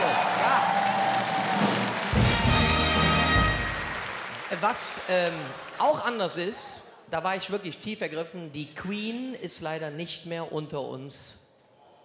Ja, mir ging es genauso. Seitdem drehen die Enkel komplett durch. Ich hatte irgendwann gelesen, Harry bringt ein Buch raus. Ich dachte sofort Harry Potter. Es ist der andere. Der Fuss. Also Harry, formerly known as Prince. Das Buch heißt auf Englisch Spare, auf Deutsch Reserve. Teile sind natürlich auch schon verfilmt worden in Hangover 1 bis 3. Und ich habe es bestellt bei Amazon und habe sehr gelacht, weil wenn man das macht, steht unten drunter, Käufer, die dieses Buch kauften, kauften auch Camilla, eine Stute geht ihren Weg.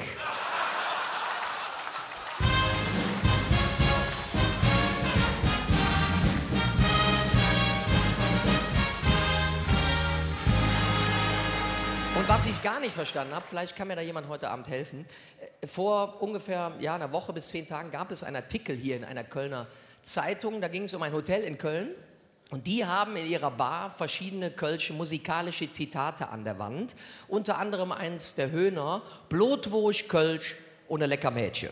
Und da hat sich eine Nachbarin echauffiert und beschwert und hat gesagt, das sei sexistisch, weil es suggerieren würde, dass man in diesem Hotel neben Lebensmitteln und Kölsch auch Frauen konsumieren könnte. Dieser Frau würde ich gerne heute via Fernsehen zurufen. Das schönste Kompliment, was man in Köln einer Frau machen kann, ist, wenn man sagt, du bist ein lecker Mädchen. Das kütt von Hetze. Nur mal so.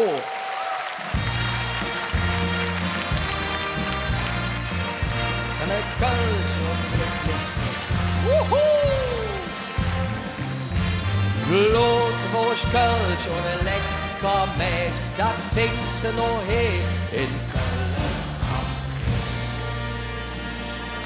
Man kann es nicht besser sagen. Ne? Guck mal, ist doch schöne Stimmung. Wir feiern 200 Jahre Kölscher Fastelehre. Ich wollte letztes Jahr ein persönliches Jubiläum feiern, 30-jähriges Bühnenjubiläum. Ja, man glaubt's gar nicht, ne? Ja. Danke. Leider wart ihr nicht da, ich war auch nicht da. Deswegen holen wir das dieses Jahr nach. 30 Jahre plus 1 und Wahnsinn. Es hat sich viel geändert, muss man schon sagen. Damals, als ich anfing, 1991, da waren viele im Elverrad noch gar nicht auf der Welt. Ja, bei dir war eher 1891, aber das war eine andere Zeit. Damals hast du die Gage, ist kein Scherz, die Gage im Kölner Karneval gab es in bar im Umschlag. Und wenn der Kassierer leicht angetrunken war, und das kam relativ häufig vor, und man hatte Glück, hat man schon mal den Umschlag der Blackfoes bekommen. Du hast es nie gemerkt. Ja, das war so. Dann wurde leider umgestellt auf Schecks. Es gibt heute immer noch Schecks im Karneval, sonst gibt es sich was nirgendwo mehr.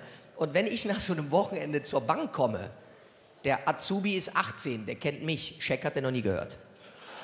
Der war sehr freundlich, sagte, kann ich was für Sie tun? Ich sagte, ja, Scheck. Ey, Scheck, Alter. Ich sage, nee, 24 Scheck. Scheck 24, krasses Vergleichsportal, kenne ich. Das war anders. Wir hatten 1991 keine Handys, gab's nicht. Es gab noch keine sozialen Netzwerke, wir haben uns persönlich beleidigt. Es gab kein TikTok, wir hatten Tic-Tac. Mit 2 Kalorien, die Älteren werden sich erinnern. Und viele Worte gab es noch gar nicht. Das Wort googeln existierte nicht, weil man konnte nicht googeln. Googeln war 1991 noch sächsischer Weihnachtsbaumschmuck.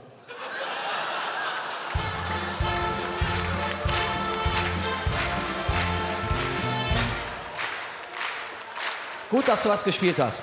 Lasst euch Zeit, das ist okay. Die Küken, na klar, das war anders. Wir kannten damals Playback, aber es gab kein Payback. Früher hat man noch heimlich gesagt, ich habe eine Affäre. Heute sagst du, ich habe eine Reitbeteiligung. Das ist anders geworden. Es gab auch noch kein Tinder. Tinder hieß 1991 noch Sauerlandstern. So, guck mal hier.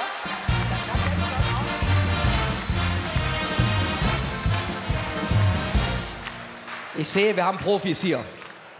Sauerland ist auch schön, ne? Oder? Ja. Es gibt da so ein altes Gesetz im Sauerland, wenn sich da ein Ehepaar scheiden lässt, bleiben die beiden trotzdem Bruder und Schwester. Das ist, glaube ich, immer noch so. Ja.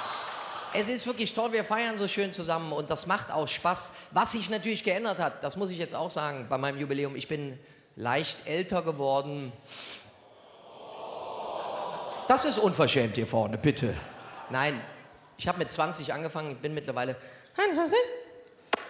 51 und ja, ich werde dann aufgefragt, merkst du einen Unterschied, Guido? Klar, ne? Man merkt Unterschiede. Seit meinem 50. Geburtstag spült mir der Algorithmus meiner Playlist von Spotify immer wieder Hansi Hinterseher und die Amigos ein. Und das Schlimme ist, ich finde es gar nicht so schlecht. Und alle, die an der Stelle, Moment mal gerade, Spaß hatten, wir machen jetzt hier bitte, Herr Quoth, den ultimativen Alterstest im Gürzenich. Ich werde ein Lied anstimmen und alle, die jetzt hier gleich nur rudimentär mitmachen können, sagen wir so, wir treffen uns auch nicht mehr im Bälleparadies von Ikea. Wir sagen Dankeschön, 40 Jahre die Flippers. Was wären wir ohne unsere Freunde, ohne uns die lieben Fans? Boah, ihr seid super. Guck mal hier, wir gehen auf Tournee, das läuft. Ja, kommen wir kurz zu meinem Alter zurück. Es ist wirklich so, man merkt das, wenn ich mir jetzt diesen Elberrad angucke, da sind ja junge Hüpfer dabei, ne? Das ist schon Wahnsinn. Der Prinz dieses Jahr in Köln ist jünger als ich. Wahnsinn. Ich kann mich an Zeiten erinnern, da war selbst das Kinderdreigestirn älter. Ja, ich habe mittlerweile eine Brille, also zu Hause, meine Frau auch. Und jetzt sitzen wir morgens beim Frühstück, ist toll. Beide mit der Brille an, wie so ein älteres Ehepaar. Meine Frau hat letzte Woche noch zu mir gesagt, mit der neuen Brille siehst du echt scheiße aus. Ich habe gesagt, ich habe doch gar keine neue Brille. Sagt die, nee, du nicht, aber ich.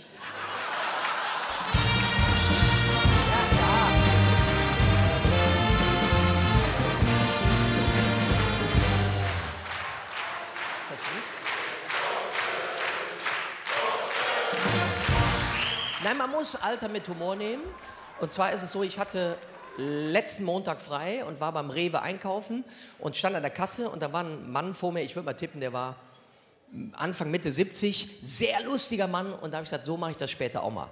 Der hat die Sachen aufs Band gelegt, die Kassiererin war sehr nett, sagte, Entschuldigung, sammeln Sie Punkte? Sagt er, nee, das sind Altersflecken, alles klar. Und das finde ich toll bei uns im Rheinland, da liegt das Herz auf der Zunge. Ich habe noch ein weiteres Beispiel, ich war in dem Film Avatar 2, ich weiß nicht, wer den gesehen hat, fandst du gut? Ich fand ihn relativ lang, aber ich war der Popcorn-Beauftragte bei uns in der Familie.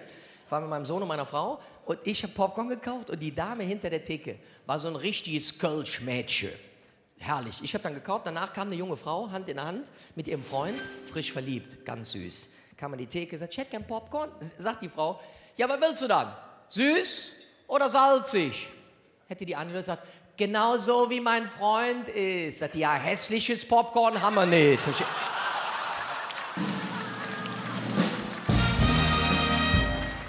Das gibt Ärger, sage ich jetzt schon.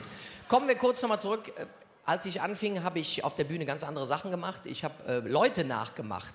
Ich habe Boris Becker nachgemacht. Das würde ich natürlich heute nicht mehr machen. Klar, mein Steuerberater wird mich umbringen. Und ich habe Politiker nachgemacht, die man kannte. Willy Brandt und Franz Josef Strauß, Helmut Kohl. Und das waren irgendwie so Persönlichkeiten. Wir haben ja heute eine Persönlichkeit hier, jetzt habe ich sie gerade entdeckt. Unsere Bundestagspräsidentin ist da. Frau Baas, schön, dass Sie da sind. Das ist doch toll, finde ich gut. Ja, oder? Im Endeffekt, man muss sagen, Sie kommen mir super klar. Im Endeffekt ist das ähnlich wie in Ihrem Job. Also Bundestagssitzung ist im Endeffekt wie eine Karnevalssitzung. Wir haben einen Präsident, Schrägstrich Innen. Sie nennen das Regierungsbank, wir nennen das Elberrad. Der Unterschied ist, hier wird während der Veranstaltung getrunken, im Bundestag gerne vorher. Das ist der Unterschied. Ja, das ist aber schön. Ja, guck mal.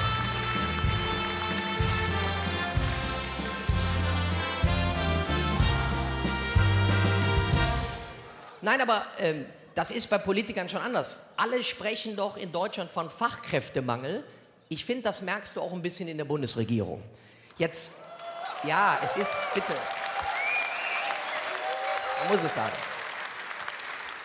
Jetzt kann man natürlich sagen, wir haben mit Olaf Scholz zum ersten Mal nach 16 Jahren wieder eine männliche Kanzlerin. Das ist richtig.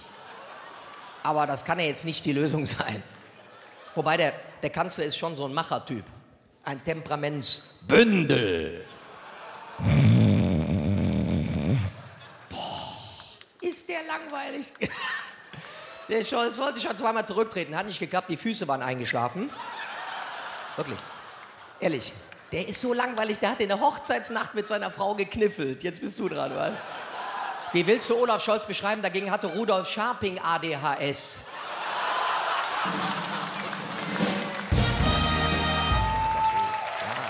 Entschuldigung. Wen haben wir noch an Fachkräften? Ach so, schade, dass unsere Verteidigungsministerin nicht mehr im Amt ist. Das ist auch Christine Lambrecht, die alte Rakete. Junge, Junge, Junge. Sie hat jetzt das gemacht, was viele Bundeswehrjets nie geschafft haben. Sie ist geflogen. Aber ich bin übrigens gespannt beim Zapfenstreich, was die bei der Verabschiedung für ein Lied spielen. Ich wäre für Let It Be, aber wen haben wir noch? Unser Wirtschaftsminister, auch eine Fachkraft. Ganz ehrlich, da fühlst du dich doch als Unternehmer gar nicht ernst genommen. Ich merke der jungen Frau, es ist so. Der hat versucht, Insolvenz zu erklären. Ich habe erst gedacht, der hat bestimmt so ein Wochenendseminar bei Wirecard mitgemacht, klar. Er kann es nicht besser. Der Habeck, ich habe es gegoogelt, der ist Kinderbuchautor und Philosoph. Und Kinderbuchautoren konnten ja noch nie rechnen. Guck mal, ich mache mal ein Beispiel. 2 mal 3 macht 4, witte, witte, witt, und 3 macht 9. Macht der Sinn die Welt, wie sie ihm gefällt. Robert Habeck. Der macht was will. Die Pippi war, wenn man ehrlich ist, mathetechnisch versetzungsgefährdet.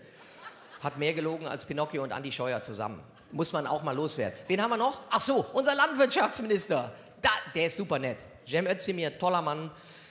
Der hat, glaube ich, 3 Staffeln Bauer sucht Frau gesehen. Mehr ist da nicht. Die Grünen haben sich verkalkuliert. Ich bin der Meinung, die Grünen hätten Anton Hofreiter nehmen sollen. Als Landwirtschafts. Toller Mann. Der ist Dritter beim Jesus-Casting für die Passion bei RTL geworden. War früher mal Model für Alnatura. Oh.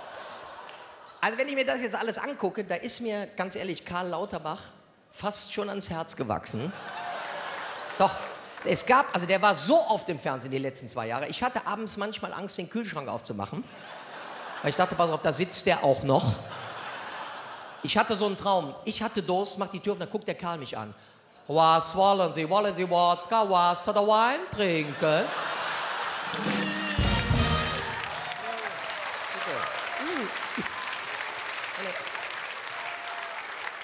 Der sieht so harmlos aus, ne? Der Lauterbach. Der ist natürlich auch clever, wie fast alle. Das ist doch logisch. Der Lauterbach war 6 Wochen vor Weihnachten in der Eifel.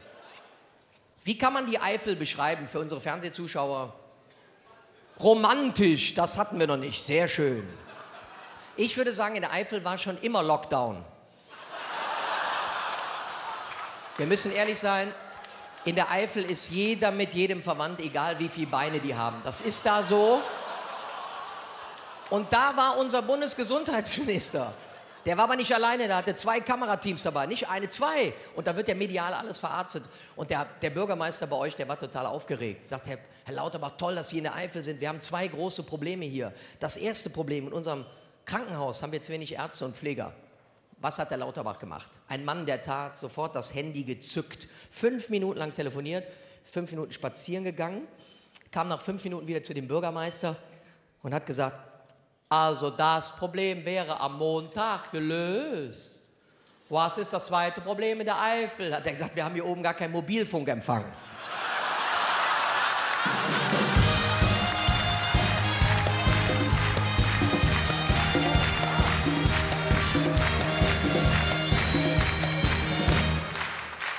Sehr gut.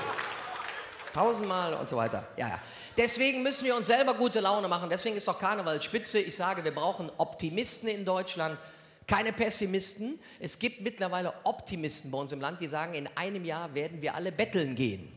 Und die Pessimisten sagen, ja, aber bei wem? Ich weiß es nicht, aber ich bin Optimist. Ich sehe Sachen positiv. Ärgere dich nicht, wenn dir eine Taube auf den Kopf scheißt. Freu dich, dass Hunde nicht fliegen können. So sehe ich's, ja. Und das ist auch das Schöne im Karneval. Man weiß nie so genau, was einem passiert. Und ich darf das jetzt seit 31 Jahren begleiten und habe mir gedacht, am Schluss nehme ich euch und Sie zu Hause mit auf eine kleine Reise, welche Kollegen und Kolleginnen ich alles kennenlernen durfte. Und vielleicht erkennt ihr den einen oder anderen noch. Es begann im Oktober 1991. Der Junge, ich war 20. Ich las heimlich noch Lupo-Hefte. Es gab kein Wikipedia und ich wohnte noch zu Hausmann. Der Mann mit dem Hütchen packte mich mit Radatz am Schops und ich durfte beim Vorstellabend des Stammtischs Kölner Karnevalisten auftreten. Ich wäre ob Blackfoes von Ports zum Satori laufe. Und alle fragten sich, bring's, kann's. Kurz vor meinem Auftritt war ich nervös. Oh, ich fühlte mich wie eine arme Dövel, hüpfte herum wie ein Rumpelstilzchen, raste los wie ein Domstürmer und sagte zum bergischen Landboten, Ferdi, huik greife ich an. Ich war ungeduldig, ich hatte Eile, Mann.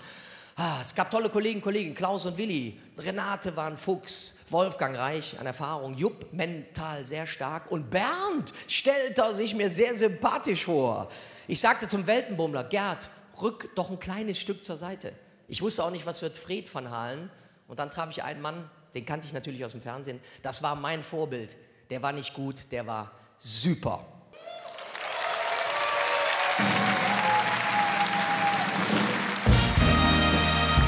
Relativ schnell lernte ich die Klüngelköpfe kennen, den Literatenstammtisch. Und ich als Tuppes vom Land sprach mit dem bergischen Jungen. Damals waren Diakone noch beliebt.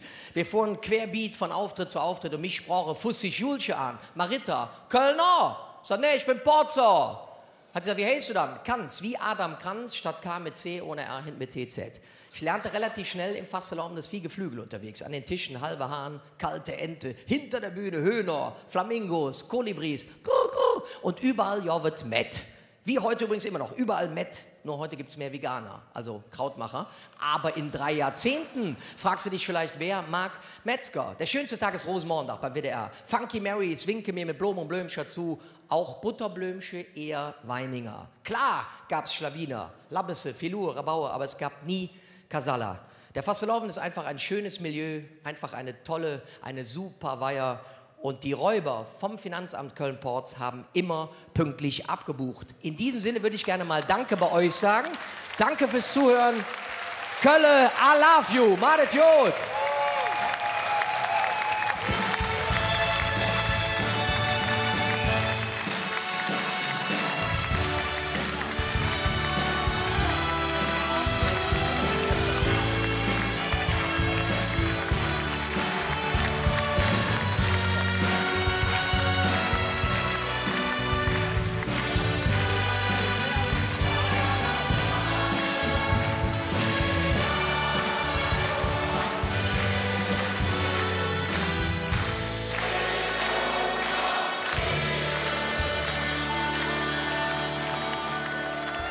Ja, lieber Guido, der ganze Saal steht für diesen vollen Vortrag. Dreimer von Hetze, Kölle! Guido Kanz! Orchester Markus Quoth! Herzlichen Dank!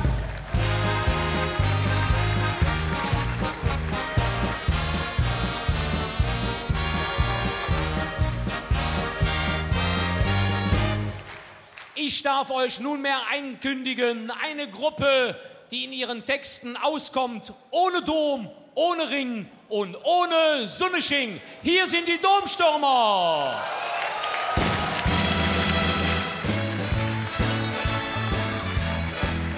Ich sehe sehr viele vertraute Gesichter. Endlich wieder Faste leer. Neues Lied der Domstürmer heißt zu Hus. Und die Frage ist, wo fühlst du dich zu Hus? Ich sag mal so, der Heimathafen ist doch da, wo du geliebt wirst, wo du lieben kannst, wo Drisse alles, wer du bist, was du hast, spielt alles keine Rolle. Lieb Fastelovens Jacke, lass mal singen, tanzen, lachen, Häse mal zu uns! Zu uns, zu uns, zu uns, zu uns, zu uns, zu uns, zu uns.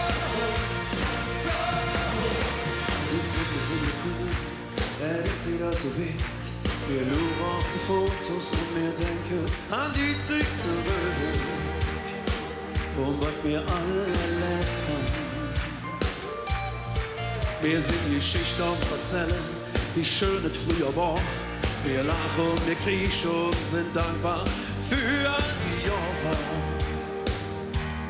Es ist so gut, dass wir uns haben, denn hier sind wir zu Hause. Hier ist für uns lang noch nicht Schluss. Ja, was könnt ihr, ja, was war, wir sind immer für uns da, denn hier sind wir zu Hause.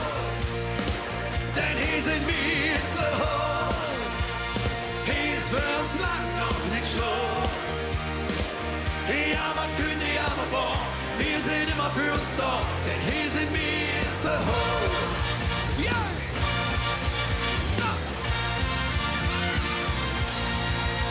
Schlagzeug-Solo!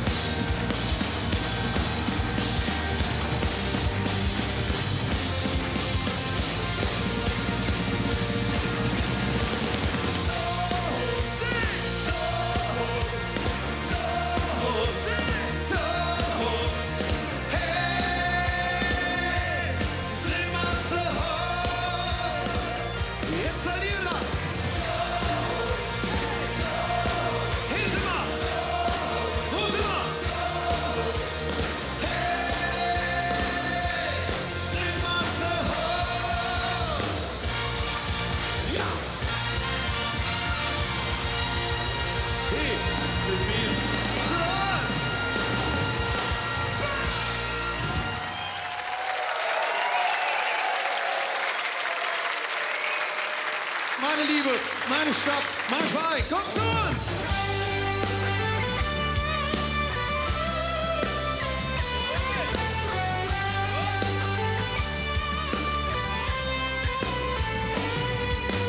Du bist meine Liebe, meine Stadt und mein Verein. Es gibt 1 Million Gründe, um auf dich stolz zu sein. Nur du bist meine Liebe, meine Stadt und mein Verein. Ich bleib dir ewig treu, ich lass dich nie allein. Köln, du verstehst mich, es ist schön, dass es dich gibt. Ich bin mit dir verbunden, ich nehm dich überall hin mit. Ich trag dich tief im Netze, wie ne Stein vom Mosaik bin ich von dir bestimmt. Lass mal singen! Denn du bist meine Liebe, meine Stadt und mein Verein.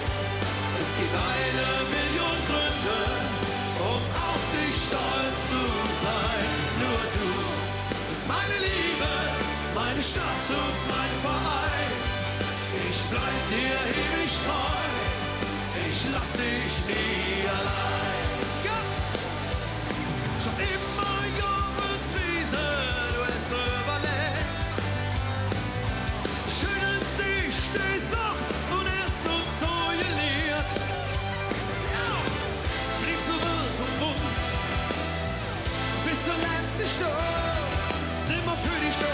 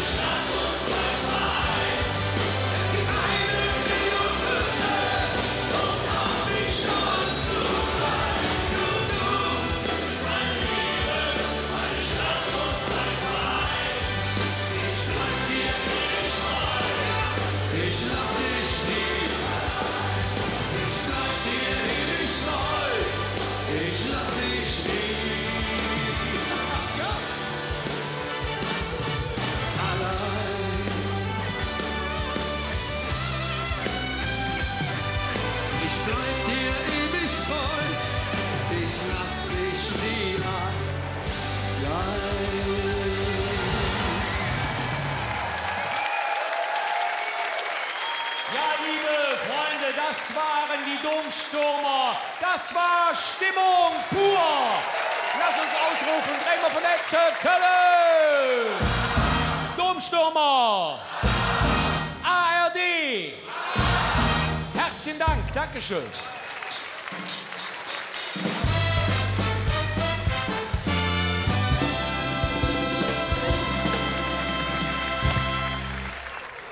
Ich darf euch jetzt ankündigen, seit 35 Jahren steht er schon auf der Bühne. Er ist ein Entertainer der besonderen Güte. Hier kommt Bernd Stelter.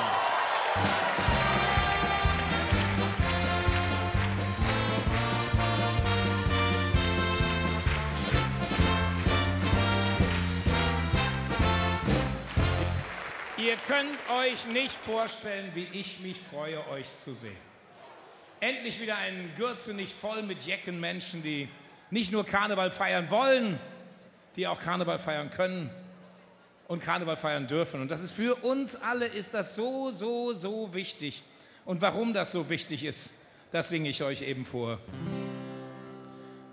Corona-Spuk ist fast vorbei. Das war eine Zeit so schwer wie Blei. Feiern durfte nicht mehr sein, nicht mehr zusammen, nur allein. Jetzt gehen wir langsam wieder raus, gehen im Kostümchen aus dem Haus. So richtig traut man dem noch nicht, doch ich weiß, was das mit euch macht. Denn wenn ihr lacht, kann ich es sehen. Ich sehe euch in den bunten Farben, mit den roten Nasen, sehe ich euch lachen. Ich sehe euch und ich höre euch singen, mein Herz möchte springen. Jetzt merken wir wieder, wie schön das ist.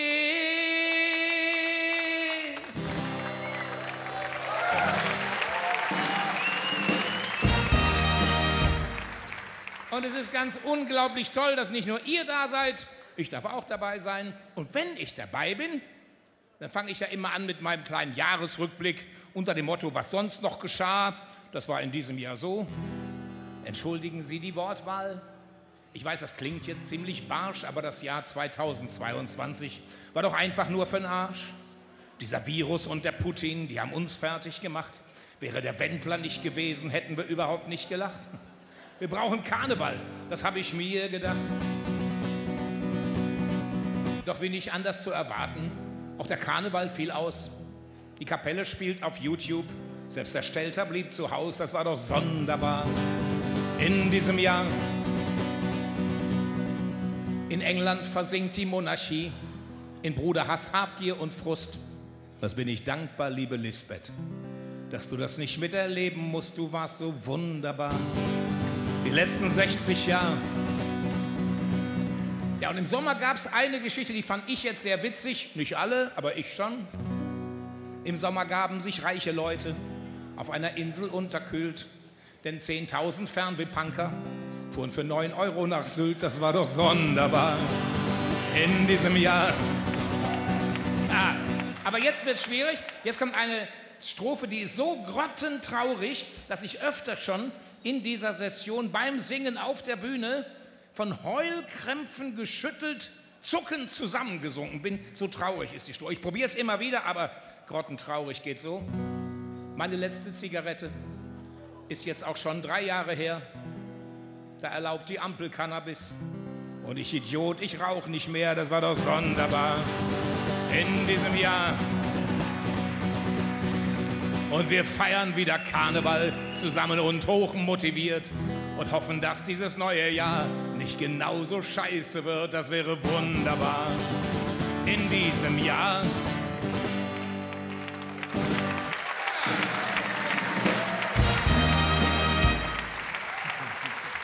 Ich kann euch das versprechen, dieses nächste Jahr, dieses Jahr 2023 wird viel besser, viel besser. Denn im Jahr 2023 findet keine Fußball-WM statt. Die nächste Fußball-EM ist erst 2024. Und wo ist die? Hier, die müssen wir gar nicht boykottieren, das wird super. Ich meine, okay, letztes Jahr in Katar, das war Das war Blödsinn, das war ungefähr so. Regenbogenbinde und die Hände vor dem Mund. Wir gaben uns moralisch, doch es lief nicht wirklich rund. Wenn etwas wirklich schrecklich ist, dann bleibt man besser zu Haus. Da machen wir den Mist doch lieber nicht mit. Da scheiden wir aus. Wir sind nicht dabei, das ist prima. FIFA Corruptia. Wir scheitern beim Fußball, wir holen nicht den Pott. Und weil das besser klingt, nennen wir das dann Boykott. Aber habt ihr dieses Foto noch vor Augen? Die ganze Nationalelf beim Mannschaftsfoto, alle die Hände vorm Mund?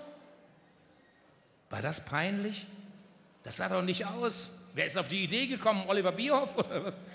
Da muss man jemanden fragen, der sich mit sowas auskennt. Unsere schöne Außenministerin Annalena Baerbock. Ja?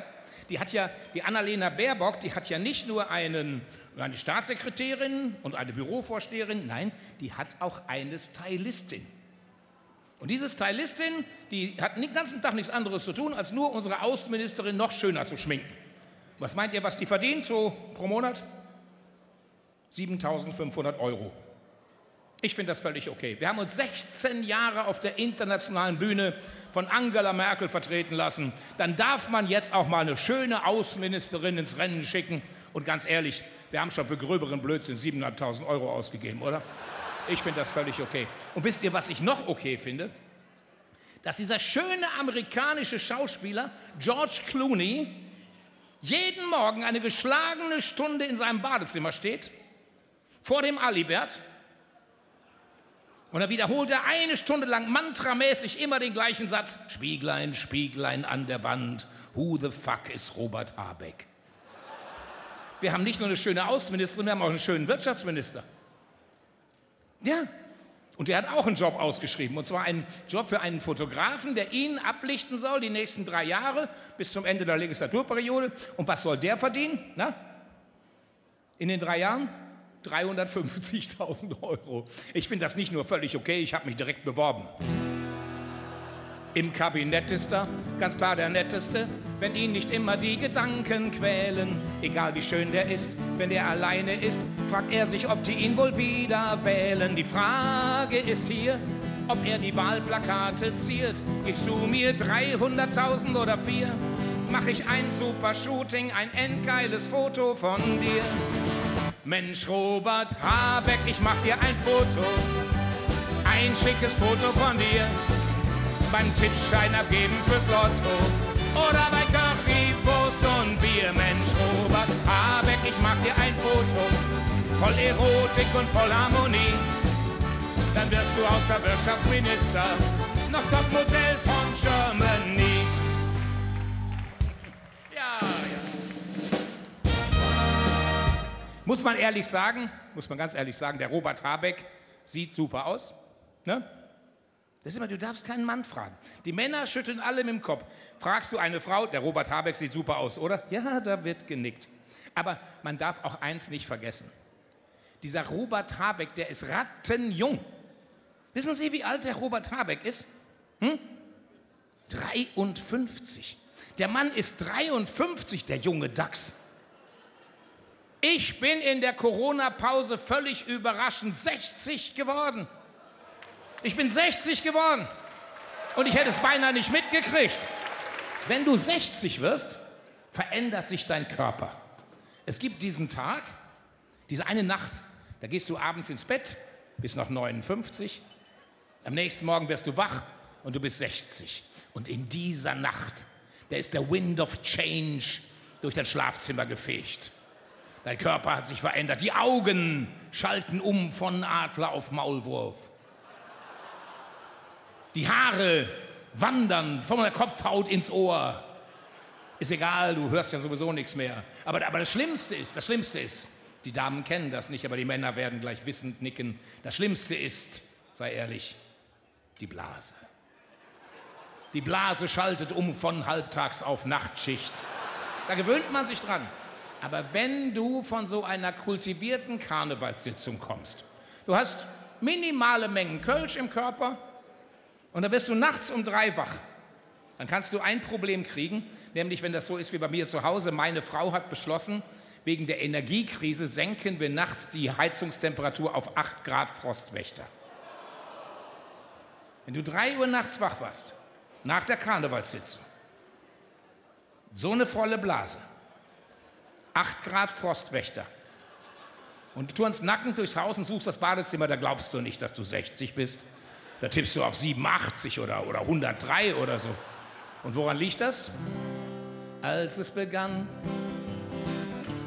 dachte ich, das kriegen wir schon klar. Sparen wir halt alle Energie.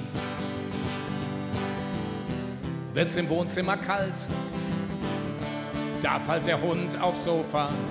Wir kommen durch den Winter irgendwie. Doch dann wurd's kalt, rattenkalt. Ich sitz im Haus und denk, ich steh im Wald. Es zieht bei uns rein. Wow, oh, oh. Boah, was haben wir gefroren? Dann fing's an zu schneien. Wow, oh, oh. Ich hab Eiszapfen an den Ohren. Es zieht bei uns rein. Wow, oh, oh. Mein Atem nimmt mir jede Sicht. Und soll das Gas alle sein? Wow, oh, oh. Bei Putin kaufen wir es nie im Leben.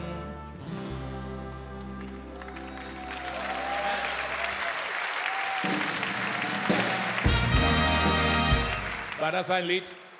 War das ein Lied? Sweet Caroline von Neil Diamond, 1970, die 70er, meine Zeit. Sie können es nicht kennen, Sie waren damals noch nicht geboren. Ja, was hatten wir in den 70er Jahren für Musik? Kennen Sie das noch hier? She came to me one morning, one lonely Sunday morning. Her long hair was blowing in the midwinter wind. I don't know how she found me, for in darkness I was walking, and destruction lay around me from a fight I could not win.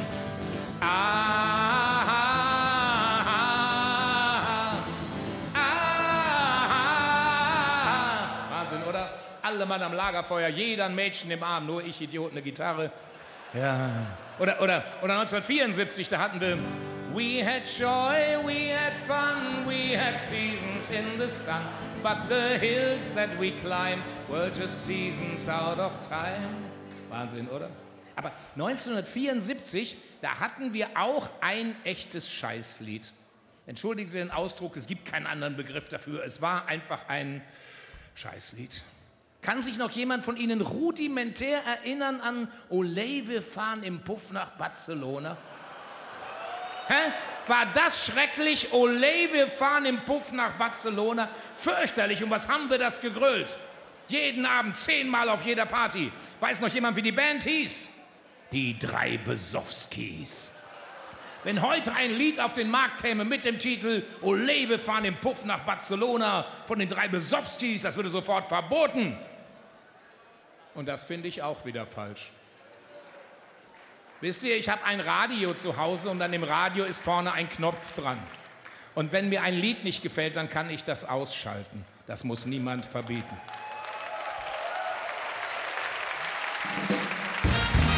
Und ich kann mir selber aussuchen, auf welche Party ich gehe. Ich bin nämlich schon groß. Das muss mir niemand vorschreiben. Ich finde das total super, dass wir so viele verschiedene Meinungen haben, weil davon lebt unsere Demokratie. Nur wenn einer meint, seine Meinung wäre so superklasse, dass man alle anderen direkt verbieten kann, dann hat das mit Demokratie nichts zu tun. Ja? Und wenn dann ein Lied auf den Markt kommt, das so dämlich ist, dass man es gar nicht mitsingen kann, ja, dann machen wir halt einen neuen Text, oder? Neulich im Gürzenich, da stand ein Mann, hat eine rote Jacke an. Komm mal her, sagte er zu mir, trink doch eine mit. Und nach 5 Bier sah der so richtig glücklich aus. Dann holte er aus der Jacke ein Foto raus. Guck dir das mal an, damit du siehst, was ich bin und was du nicht bist. Ich bin ein Funk. Und meine Tanzmarie heißt Jutta und die ist ziemlich gut im Futter. La la la la la la Jutta, la la la la la la la. Ich bin ein Funk und meine Tanzmarie heißt Carmen. Die kennt beim Tanze keiner Barmen. La la la la la la la Carmen, la la la la la la la la. Ich bin ein Funk und die Marie, die heißt Konstanze, ja die kann Poppekarte tanze, la la la la la la Konstanze, la la la la la la la la. Was meint ihr, wie viel Strophen wir da bis Aschermittwoch zusammenkriegen? Ich schreibe ja jeden Tag eine neue. Klappen nicht alle, gestern die war nix, gestern die war so. Ich bin ein Funk und meine Tanzmarie heißt Uschi. Jetzt sing ich besser nicht mehr weiter. La la la la la la la la la la la la la la.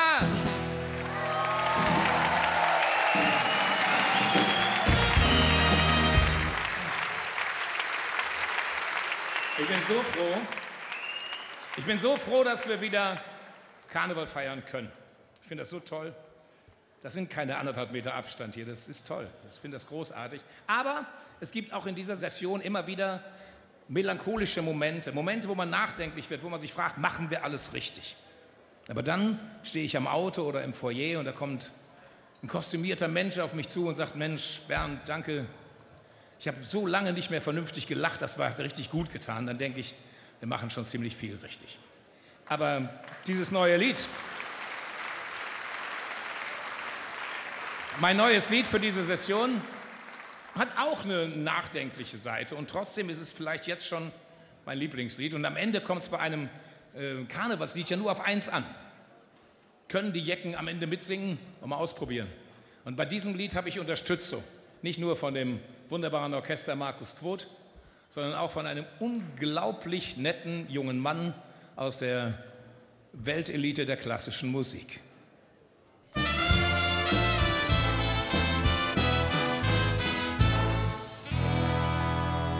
In der Bahnhofsgaststätte sitzt seit Stunden schon ein Mann. Adrett gekleidet mit Krawatte sitzt er da vor seinem Bier. Er sieht fast erfolgreich aus, er hat einen teuren Anzug an. Aber um 11 Uhr vormittags, mein Gott, was macht er denn jetzt hier? Am Tresen steht der alte Kerl, er steht da wie an allen Tagen. Er sieht den grauen Mann und er geht lächelnd auf ihn zu. Er sagt, ich muss dir heute mal was ganz Wichtiges sagen. Tu mir bitte den Gefallen und hör mir einfach zu. Du hast nicht 4, 3, 2, du hast nur ein verdammtes Leben. Keiner von uns kommt hier lebend raus. Also liebe, leide, lache, du kannst heute alles geben. Spar nicht einen Moment für irgendwann später auf. Du hast nicht 4, 3, 2, du hast nur ein verdammtes Leben. Schau jetzt mal nach vorne und bitte nicht zurück. Gerade heute Abend, lass es krachen, lass es beben. Nimm das Leben in den Arm und lache laut, denn das ist Glück. Sie feiert ganz allein Geburtstag, 52 Jahre. Soll's das jetzt schon gewesen sein? Da ist Melancholie. Es sagt sich so leicht, von der Wiege bis zur Bahre. Sie steht nicht mehr am Anfang, nein, sie nähert sich dem Ziel. Sie hält den Schlüssel im Schoß, er steht mit Blumen vor der Tür.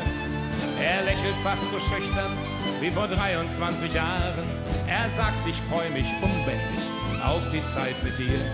Ach ja, und da gibt's eins, das möchte ich dir noch sagen.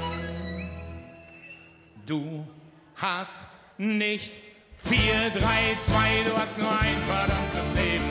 Schau, kommt hier lebend raus. Also liebe, leide, lache, du kannst heute alles geben.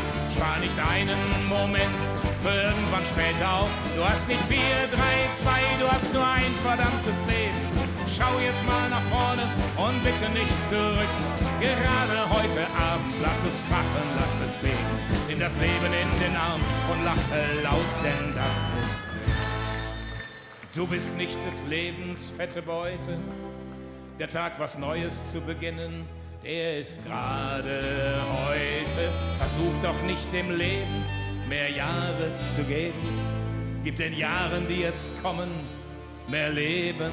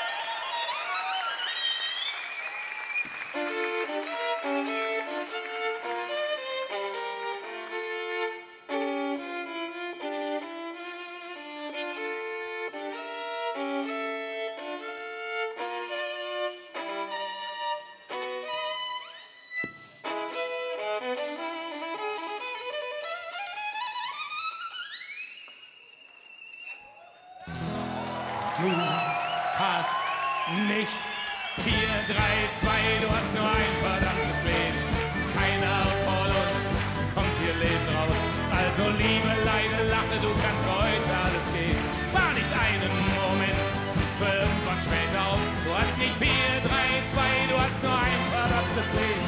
Schau jetzt mal nach vorne und bitte nicht zurück. Gerade heute Abend, lass es krachen, lass es beben. Nimm das Leben in den Arm und lache laut, denn das ist Glück.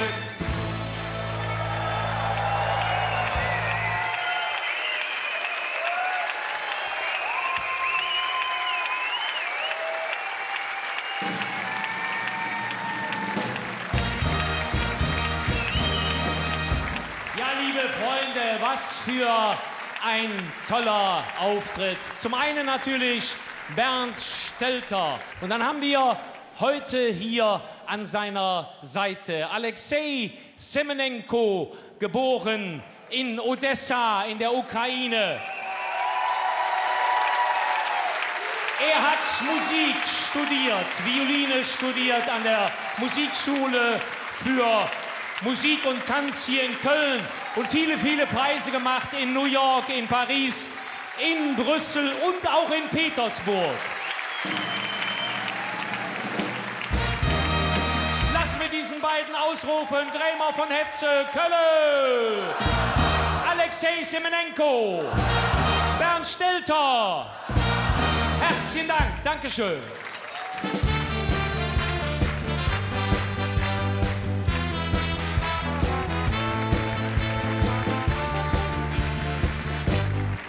Liebe Freunde, seit 30 Jahren machen Sie Rockmusik, seit 22 Jahren, auch im Kölner Karneval. Seid ihr fit für 5 Kölsche Jungs? Hier kommt Brings!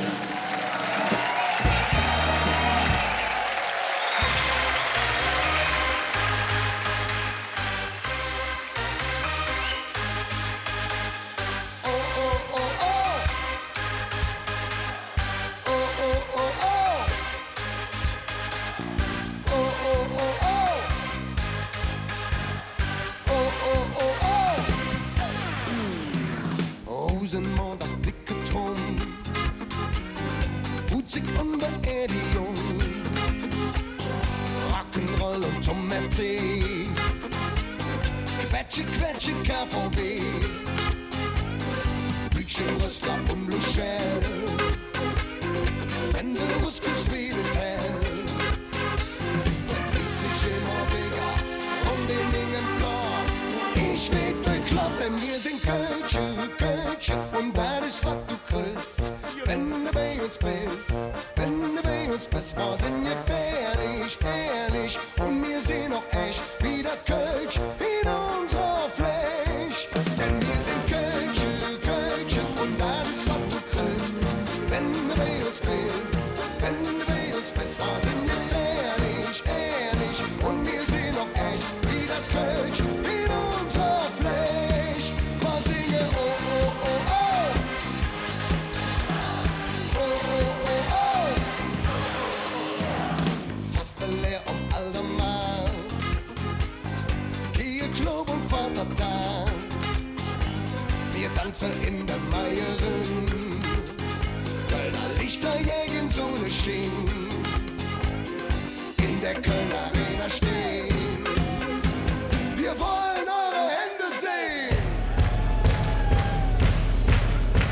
Es fühlt sich immer weniger um den Ding im Korb.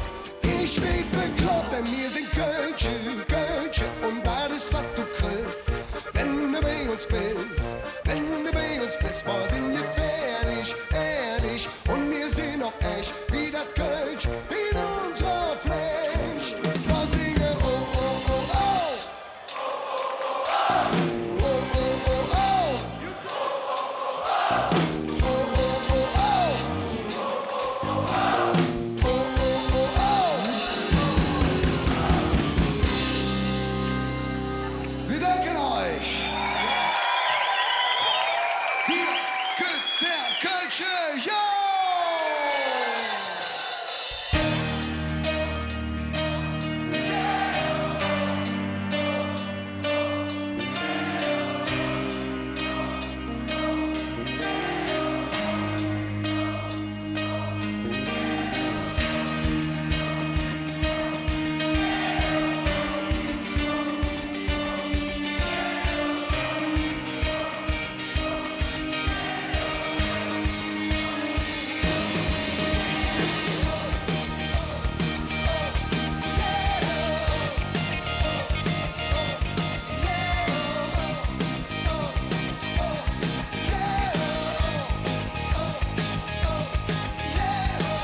Deutschunterricht, das war nix für mich, denn Mensch braucht die Jobbe doch nicht. Sprechend hätte man mir gesagt, die Zeugnis, das wird keine Hit. Ich sprech doch nur meine jene Sprache, wuss nicht, was sie von mir will. Ja, man, ich sag dir, wovon geht's? Denn ich bin nur ne Kölsche Jung. Und mir Herz, das liegt mir auf der Zunge. Auf der Straße hab ich mein Spruch gelehrt und jedes Wort wie tätowiert um mich herum. Ich bin ne Kölsche Jung. Ich bin ne Kölsche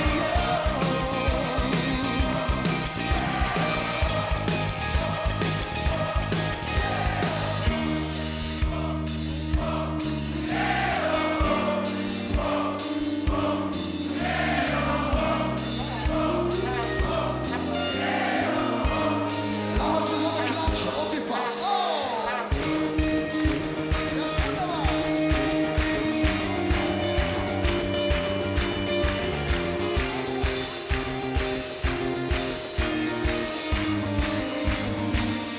Denn ich bin nur ne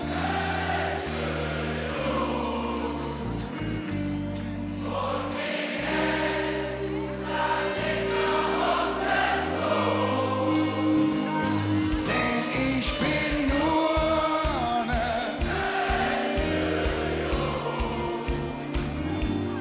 Und wie Herz, dann liegt mir auf der Zunge. Dann liegt mir auf der Zunge. Wir bedanken uns für die Einladung. Feiern noch schön, bleibt alle gesund. Bis zum nächsten Mal.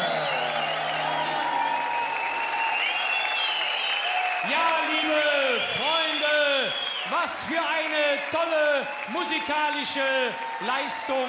Ja, Brings ist einfach das Feinste, was Kölsch Rock zu bieten hat. Köln, Brings, Festkomitee. Herzlichen Dank. Ja, meine sehr verehrten Damen und Herren, 200 Jahre Kölner Karneval ist, glaube ich, der richtige Anlass, Ihnen den Neunertanz zu präsentieren. Rennmedisch.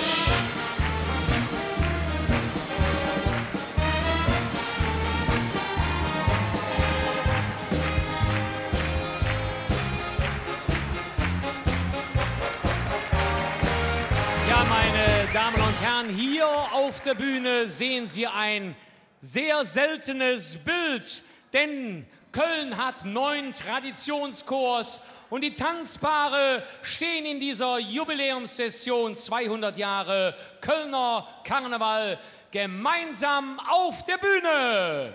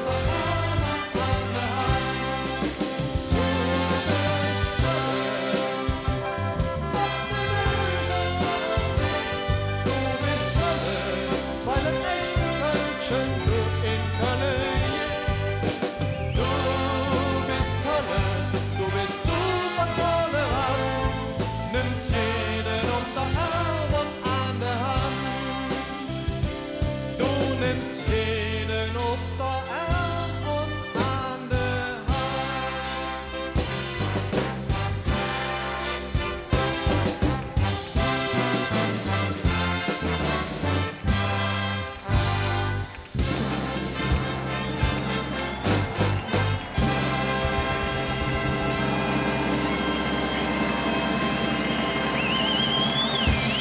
Was für eine tolle tänzerische Leistung. Was für ein tolles Bild. Herzlichen Dank und gewähren Sie unserem fantastischen Neunertanz einen Ausmarsch durch Ihre Mitte. Dankeschön.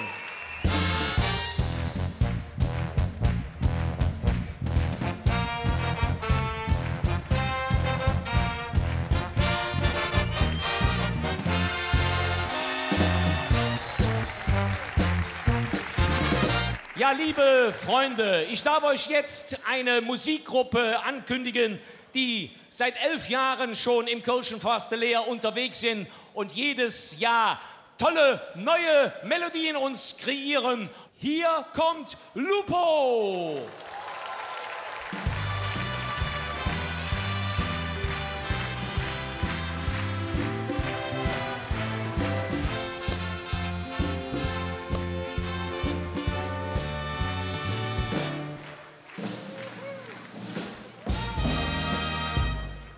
Wunderschönen guten Abend zusammen. Wir grüßen euch ganz, ganz herzlich. Wenn ihr wollt, dann hakt euch doch gerne rechts und links ein und wir schunkeln ein wenig gemeinsam.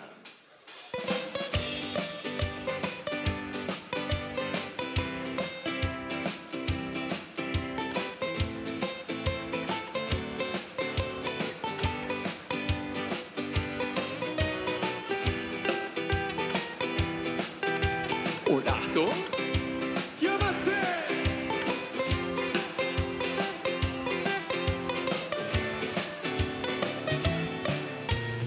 Kölsche Wort für Zwiebeln, ich sag ich. Kölsche Wort für Bürgersteig ist Trottoir. Kölsche Wort für Regenschirm ist Parapluie. Und unser Lieblingswörtchen ist Salat. Ob Kölsche für alles ein Wort, nur für die Liebe nicht. Für alles hatte ich ne Plan B, nur für die Liebe nicht. Würde ich auf eine einsame Insel, nehm ich 3 Sachen mit. Ne Fußballer, Hand und natürlich nicht. Ob könnt ihr denn für alles ein Wort, nur für die Liebe nicht. Und jetzt seid ihr dran, für alles habe ich ne Plan B. Schön. Würde ich auf eine einsame Insel, nehm ich 3 Sachen mit. Ne Fußballer, Hand und natürlich dich. Ob könnt ihr für alles ein Wort, nur für die Liebe nicht. Für alles habe ich ne Plan B, nur für die Liebe, nur für die Liebe nicht. Würde ich auf eine einsame Insel, nehm ich 3 Sachen mit. Ne Fußballer, Hand und natürlich dich. Und alle. Na, na, na, na, na, na,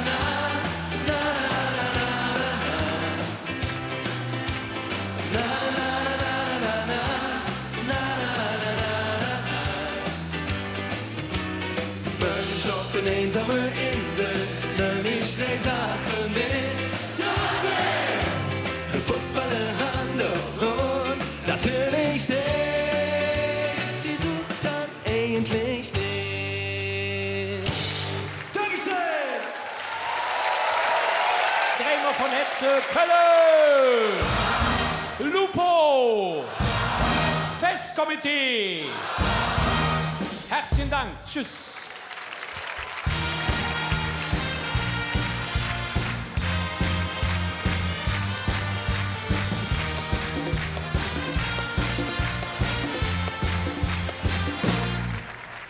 Ich darf euch jetzt ankündigen, einen Redner und da weiß man nie, ist es eine Person, sind es zwei Personen. Hier kommt Klaus und Willi.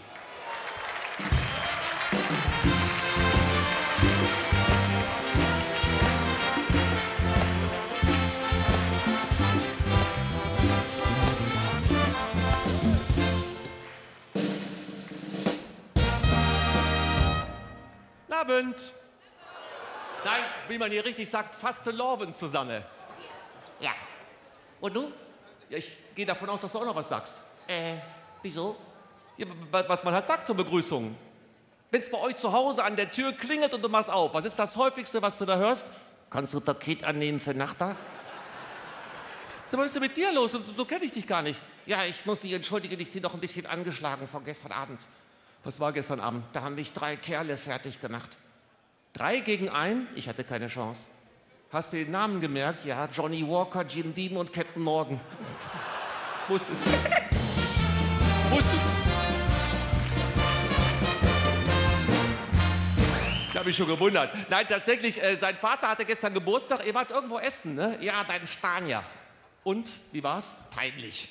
Wieso? Ja, irgendwann schreit mein Vater quer durch die Hütte, ey Kellner, die Suppe ist eiskalt. Ich sag, Papa, das ist Gazpacho. Oh, sagt er, Entschuldigung. Ey, Gazpacho, die Suppe ist eiskalt. Ich muss mich immer wieder entschuldigen. Das ist halt das Problem, ne? Der hat eine große Klappe, der ist nicht ausgelastet. Er schaut allerdings auch sehr viel Fernsehen. Ich gucke nur Dokus. Hast du dir die Weltmeisterschaft angeschaut? Nee, ich habe Weihnachten gefeiert. Ich weiß nicht, gab es überhaupt irgendeinen Fußballfan in Deutschland, dem es gefallen hat, dass in der Weihnachtszeit WM war? Ja, den Schalkern. Wieso den Schalkern? 2 Monate lang kein Gegentor. Musst du bitte ein bisschen aufhören damit? Entschuldigung. Aber tatsächlich, das Schlimme ist, so redet er auch mit seinen Mädels. Ich muss es leider so sagen. Er hatte schon mehrere Freundinnen, keine ist länger geblieben als ein paar Tage. Ich hatte immer ein bisschen Pech mit den Frauen. Meine erste Freundin war älter als ich, die hat mich verlassen, weil ich zu wenig Geld hatte. Hast du ihr nicht verraten, dass du einen stinkreichen Patenonkel hast? Doch, und jetzt ist sie meine Tante.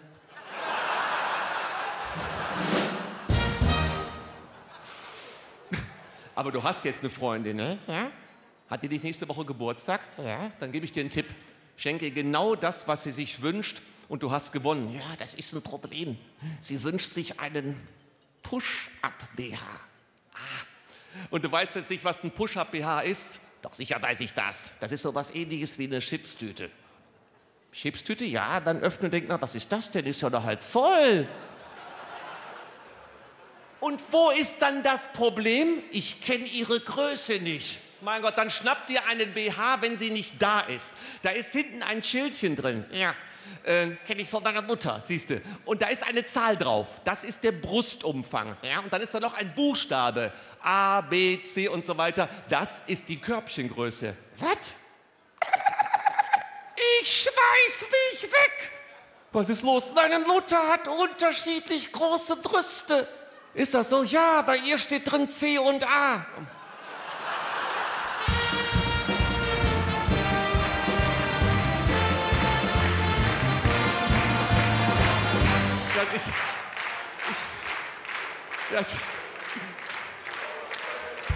Ich bin zu alt.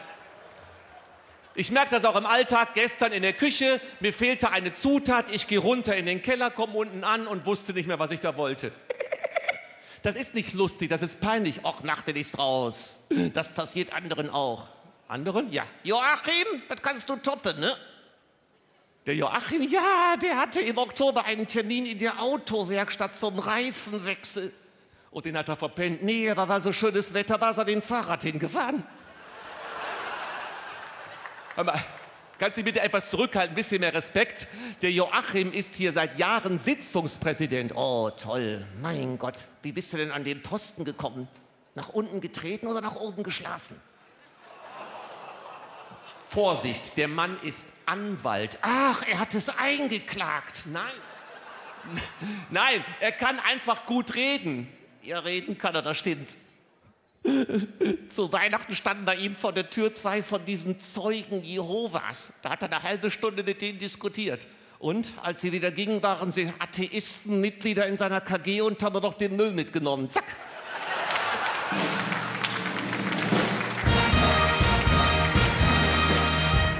Ganz ehrlich, ja, und wenn man sowas hört hier, dann denkt man, das ist die Generation, die mit der Cannabis-Legalisierung klarkommen soll. Cannabis. Ja, falls du das nicht weißt, Cannabis wird im Moment in Deutschland wo von Medizinern verschrieben. Ja, von den sogenannten Kifferorthopäden. Und das ist auch die Generation, die das mit dem Gendern hinkriegen soll. Ach, da ist es wieder mein Lieblingswort, Gendern. Es geht um Gleichberechtigung, dass wir die Frauen endlich mal in der Anrede vernünftig berücksichtigen. Wir sagen MitgliederInnen, MitarbeiterInnen. In den Nachrichten heißt es, liebe ZuschauerInnen. Das lachen die in Nordrhein-Westfalen doch schon lange. Ehrlich? Ja, im Ruhrgebiet hat man immer schon Sätze gehört wie, das ist der Anita, ihr sein Auto. Ich sage, der macht mich wahnsinnig. Ganz ehrlich. Und ich mache mir wirklich Sorgen um seine Zukunft. Warum? Ja, sag den Leuten mal, was du beruflich machen willst. Ich will Medizin studieren und Arzt werden. Arzt, Notarzt. Auf dem Krankenwagen sitzen und mit 180 durch die Innenstadt brettern. Nee. Das machen die nicht immer? Nein. Nein, weil es gefährlich ist. Wie gefährlich? Ja, bei uns in der Siedlung ist letztens jemand von einem Krankenwagen angefahren worden. Ja, das nennt man Neukundenakquise. Warum... Na, da musst du nicht tuschen. Warum gehst du nicht einfach in die Pflege? Pflege? Ja, in der Pflege werden händeringend Leute gesucht, ne? Sodass die jetzt schon Seiteneinsteiger beschäftigen. Was ist das denn? Das sind Leute, die mal einen anderen Beruf gelernt haben und die umgeschult werden. Ach, die kannst du alle vergessen. Bei uns im Krankenhaus wurde eine Stelle schon 3-mal neu besetzt. Nur Kranten. Was heißt das? Ja, der erste kam aus der Hotelbranche. Der hat zu den Patienten immer gesagt, Frühstück ans Bett kostet extra. Der zweite war Ausbilder bei der Bundeswehr. Der hat um 6 Uhr die Türen aufgerissen und geschrien, in 3 Minuten will ich hier keinen mehr im Bett sehen. Zack, zack, zack, zack, zack. Aber der Bekloppteste war der dritte. Der hat früher bei DHL gearbeitet. Und wenn die Patienten sich geweigert haben, ihre Tabletten zu nehmen, hat er die einfach den Nachbarn eingeworfen.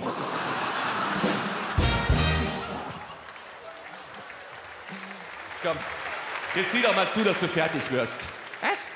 Du sollst zusehen, dass du fertig wirst. Warum? Mir gefällt's hier. Das ist schön, aber wir müssen trotzdem gehen. Wieso? Weil es weitergehen muss. Ich will doch nicht gehen, du musst aber gehen. Ich kleb mich an der Bühne fest. Nein, du sagst jetzt auf eine nette, elegante Art und Weise Dankeschön. Wir sagen Dankeschön. 40 Jahre die Pflegpost. Nein, ich find's gut. Aber ganz im Ernst, ich habe das nicht verstanden, warum dieses Lied im letzten Jahr so erfolgreich war. Also hier in Köln haben sie schon eine Spezialversion. Hier in Köln singen sie, wir sagen, du kannst gehen, tschüss, Herr Kardinal Wölki. Du hast bei uns gar keine Freunde. Vorsicht. Wieso? Ja, ich muss den Hintergrund erklären. Er war tatsächlich bei dem legendären Gottesdienst im Dom dabei. Ich weiß nicht, ob Sie das alle wissen. Gottesdienst im Dom. 10 Messdiener haben plötzlich dem Wölki demonstrativ den Rücken zugedreht. Ich musste so lachen. Wieso? Einer von denen hat noch die Mikrofonanlage sabotiert. Und damit die Leute das merken, hat der Wölki ganz laut gerufen, mit dem Mikrofon stimmt was nicht. Hat die Gemeinde geantwortet, und mit deinem Geiste.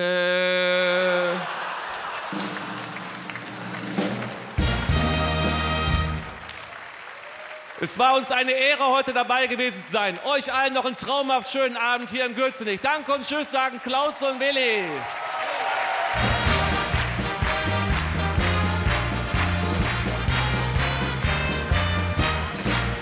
Meine sehr verehrten Damen und Herren, eine tolle Rede haben wir hier dargeboten bekommen. Nicht nur toller Wortwitz, sondern auch eine fantastische Bauchrednerkunst von Klaus Rupprecht. Auf Klaus und Willi Dremer von Hetze, Köln. Klaus Rupprecht, WDR. Herzlichen Dank und Tschüss.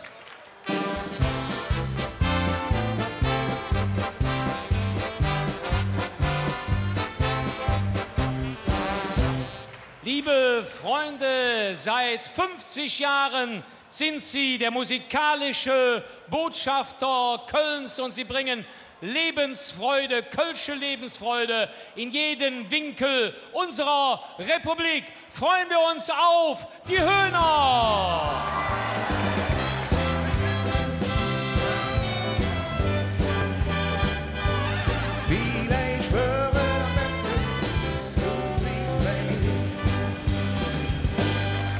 Einen wunderschönen guten Abend, Lefjacke. Geht's euch noch gut da unten? Das ist wunderbar, endlich wieder Fastelavend. Vielleicht habt ihr es schon vernommen, die Höhner haben weiblichen Zuwachs bekommen. Unsere tolle Prinzessin. Pass auf, Prinzessin, das Krokodil will dich fressen. Du stehst an der Theke mit den Schmetterlingsflügeln. Und all die Typen neben dir sind kaum noch zu zügeln. Da wär's am Luren, ob die Dekolleté und ob der Zombie Don Neville hätte der Kopf all verdreht, oh wie. Ich will nicht, dass du jetzt gehst. Der Blöd und auch der Superman luren dich 80 Stunden an. Pass auf, Prinzessin, das Krokodil will dich fressen. Vielleicht schwören am besten, du bliebst bei mir und ich bei dir. Pass auf, Prinzessin, das Krokodil will dich fressen. Vielleicht schwören am besten, du bliebst bei mir. Du bist so wunderschön, ich glüh wie schon Fieber, 40 Grad mindestens. Die Kundin ist ein Fotz, die putzt bestimmt mit dem Biber. Und du willst nur ein bisschen tanzen und trinken, aber der Hamster da hingen, hört nicht auf mit dem Winken, oh wie. Ich will nicht, dass du jetzt gehst. Ich will nicht, dass du jetzt gehst. Panzer, Knacker und Skelett, Hooligan ohne Bier im Bett. Pass auf, Prinzessin, das Krokodil will dich fressen. Vielleicht schwören am besten, du bliebst bei mir und ich bei dir. Vielleicht schwören am besten, du bliebst bei mir.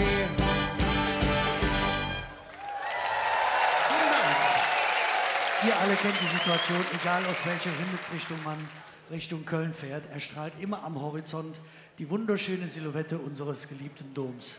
Dieses Gefühl haben wir natürlich in einem Lied eingefangen, was wir jetzt für euch spielen möchten. Denn ich denke, jeder Einzelne hier in Gürzenich hat diese eine schönste Straße, die nach Hause führt. Die schönste Straße am Minger Reis, die führt nach Hus.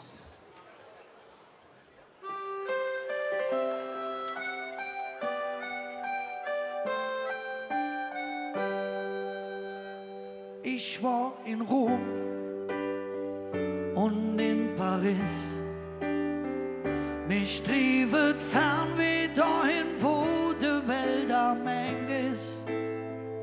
Ich wollte Russ, angesögt um Glück. Doch irgendwann trocket mich dann wieder zurück. Und jedes Mal, wenn ich den Dom vom Wegen sah, han ich gewusst, die schönste Straße auf Minger Reis, die führt nach Hus. Die schönste Straße auf Minger Reis, die führt nach Hus.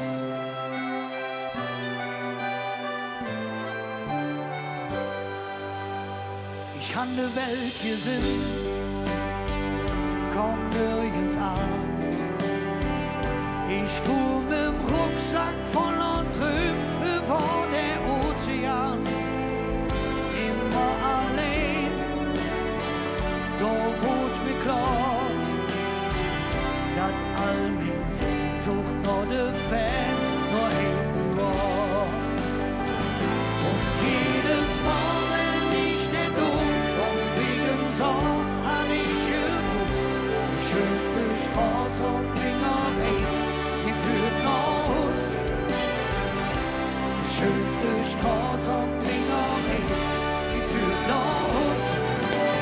Die schönste Straße am Mingerreis, die führt nach Hus.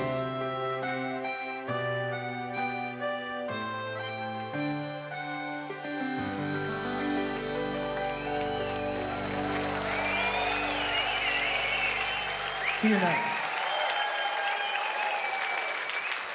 Liebe Freunde, die Höhner seit 50 Jahren Glanzlichter im Kölner Karneval.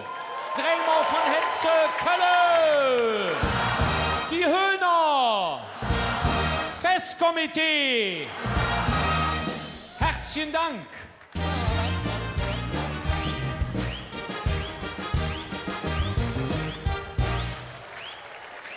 Ja, liebe Freunde, wir erwarten jetzt das Kölner Dreigestirn 2023. Rimmisch.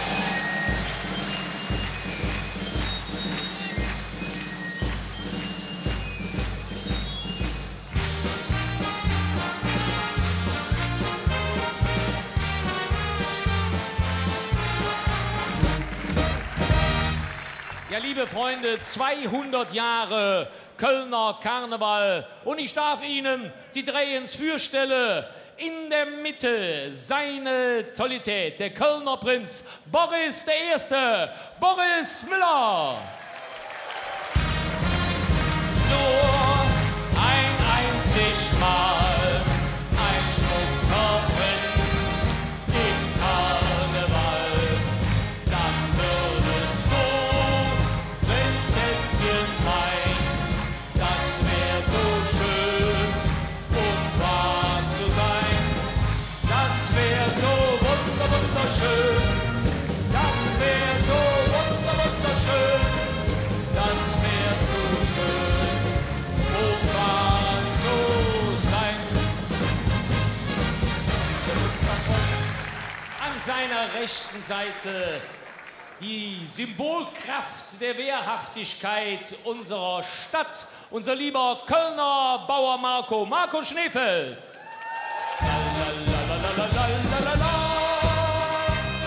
Wenn ihn wird das noch der Wohl und der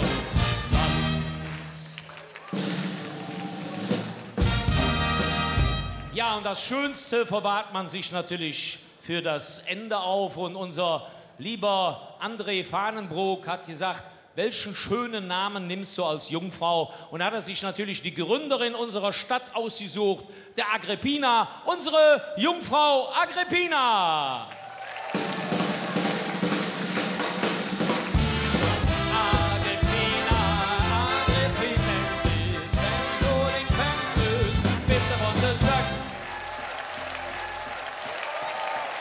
Lief Fastelavondsjacke, lief Fastelavondsfreunde, lief Mädchen, lief Junge, hier bjöte dich und auch daheim an der Flimmerkiste. Hier steht es jetzt zum letzten Mal in dieser Session. Ihr Kölsches Dreigestirn 2023.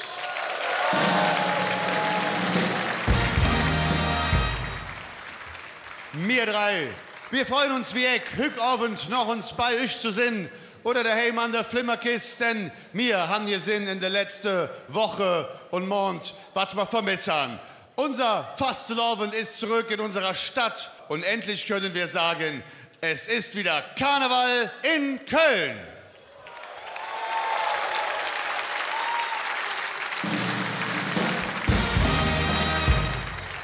»200 Jahre Kölner Karneval, auf kurz oder quer«. Das ist aktuell noch das Motto. Und wenn wir gesehen haben, wie die Kölnerinnen und Kölner in den letzten Wochen dieses Brauchtumsfest wieder gefeiert haben, dann wissen wir drei eins ganz gewiss, dass unser Fastelavond auch die nächsten 200 Jahre überstehen wird. Unser Fastelavond wird niemals Ungarn.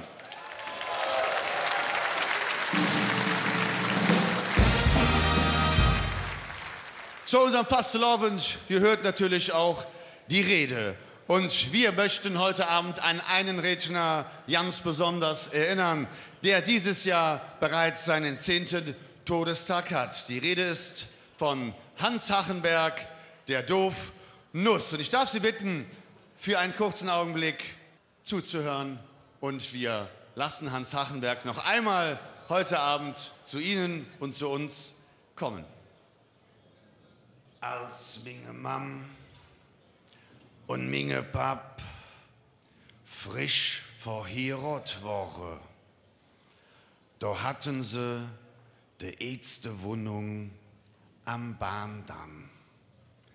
Jede Morgen, 5:30, flog bei denen am Schlafzimmer finster der Schnellzug Paris-Nippes vorbei. Da flogen sie beid Suhu an der Deck. Der Pap sagt immer, da war zu früh für aufzustehen und zu spät für noch ins Inn zu schlafen. Der erforderlich, jetzt sind wir 8 Pence. Der Pap sagt, das hört mir jetzt einfach ab.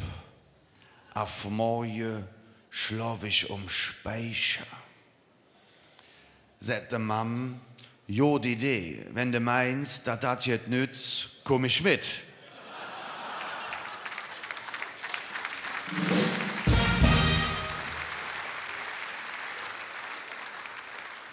Hätte aber nix genützt. Wir müssen noch 3 Rate an der Hebamme bezahlen. Dann gehört der Kleinste auch uns.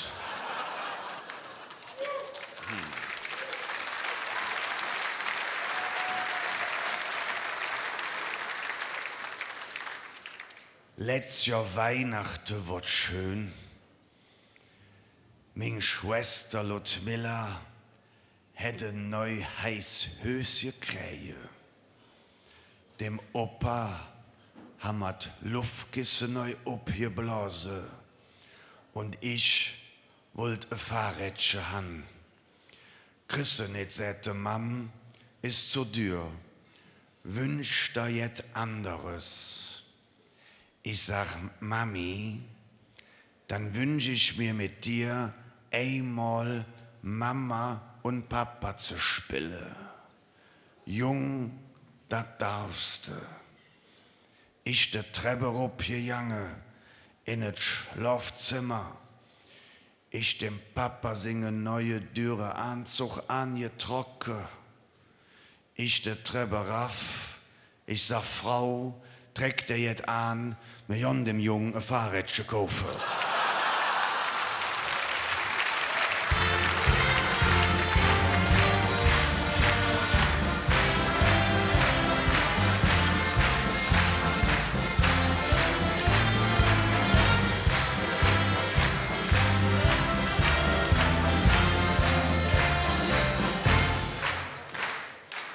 Ja, liebe Fastelovens, Jecke, liebe Fastelovens, Familie in Köln.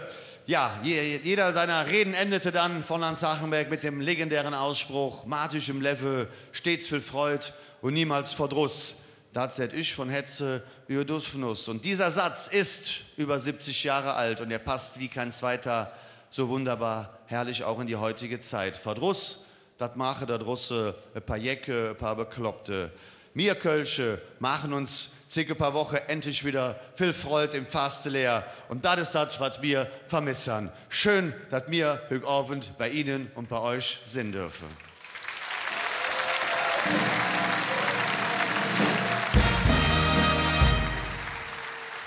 Aber neben der Rede und den Tanzgruppen und den Traditionskurs und den Bands gehört natürlich auch die kölsche Mundart und die kölsche Letscher dazu. Und gerne präsentieren wir Ihnen jetzt ein weiteres Medley des Kölner Dreigestirns der Session 2023. Musik, bitte ab.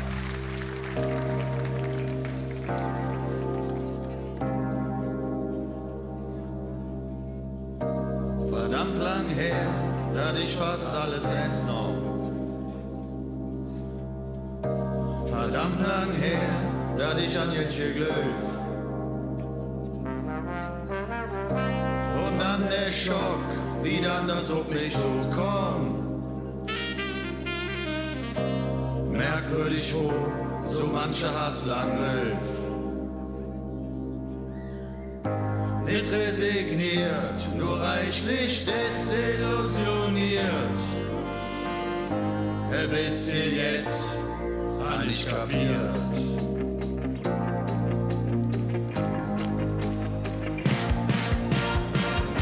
Verdammt lang her, verdammt lang her. Verdammt lang her, verdammt lang her. Verdammt lang her, verdammt lang her.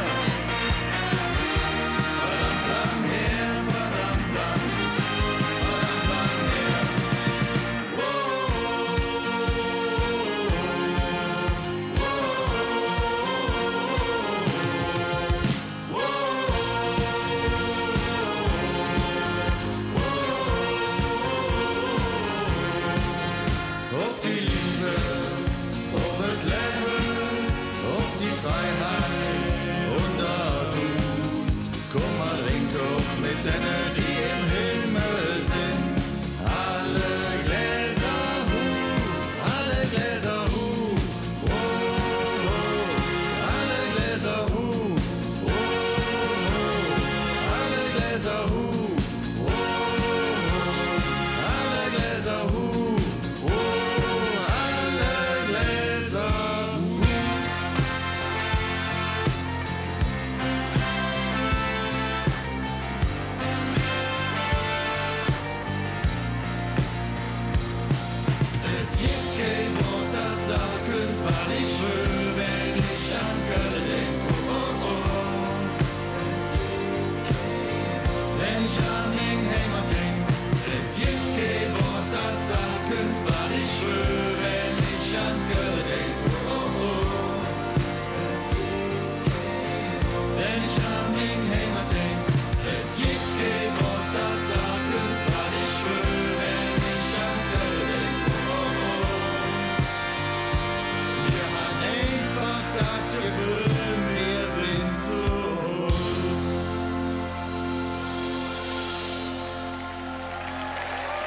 Lief Fastelovensjäcke, lief Fastelovensfreunde, lief Mädchen, lief Junge. Das war euer Kölner Dreigestellte-Session 2023. Wir haben viele, viele hunderte Auftritte erlebt. Wir haben jeden einzelnen sehr genossen. Freuen uns jetzt auf ein paar Tage Ruhe ab Aschermittwoch. Bis dahin, alles, alles Gute. Wir freuen uns, dass wir für Köln dieses Amt Prinz, Bau, Jungfrau ausüben durften und freuen uns, heute mit Ihnen nochmal ausrufen zu dürfen mit dreimal von Etze Kölle, Jötzenich und WDR. Herzlichen Dank, lieber Joachim, das Wort. Herzlichen Dank für euren Besuch. Dankeschön.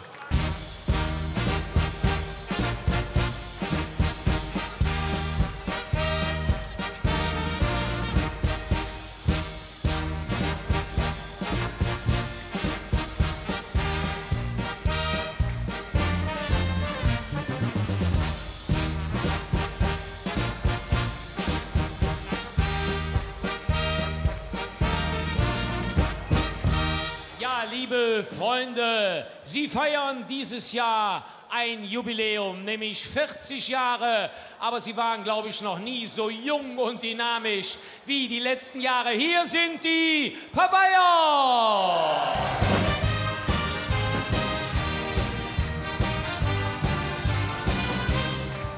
Die Paveier begrüßen die ganze Fastelovensjacke in Jötzenich. Laufen zusammen! Lassen wir jetzt vieren, lassen wir jetzt tanzen. Ihr könnt Hunger, Hunger!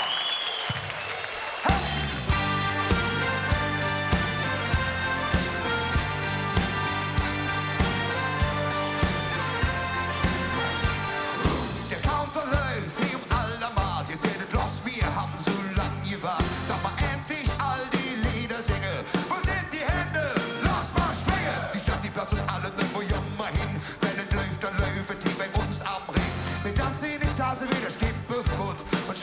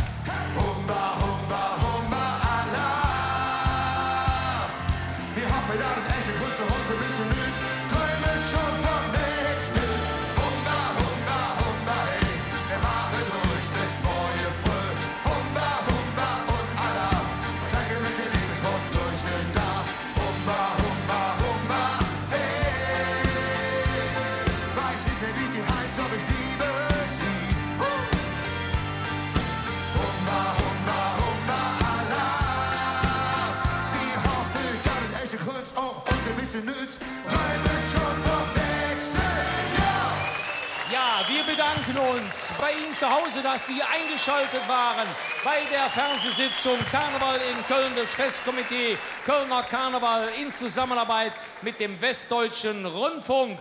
Wir sagen auf Wiedersehen, aber jetzt feiern wir weiter mit den Parmeiern, denn wir sind Kölsche aus Kölle am Ring.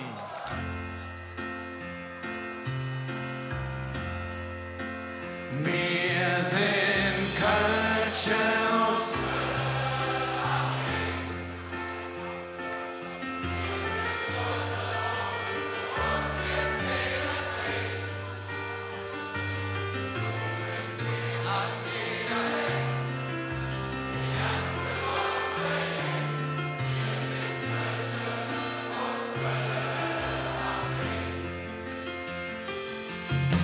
Wir sind nicht grad in Weltstadt, das ist uns scheißegal.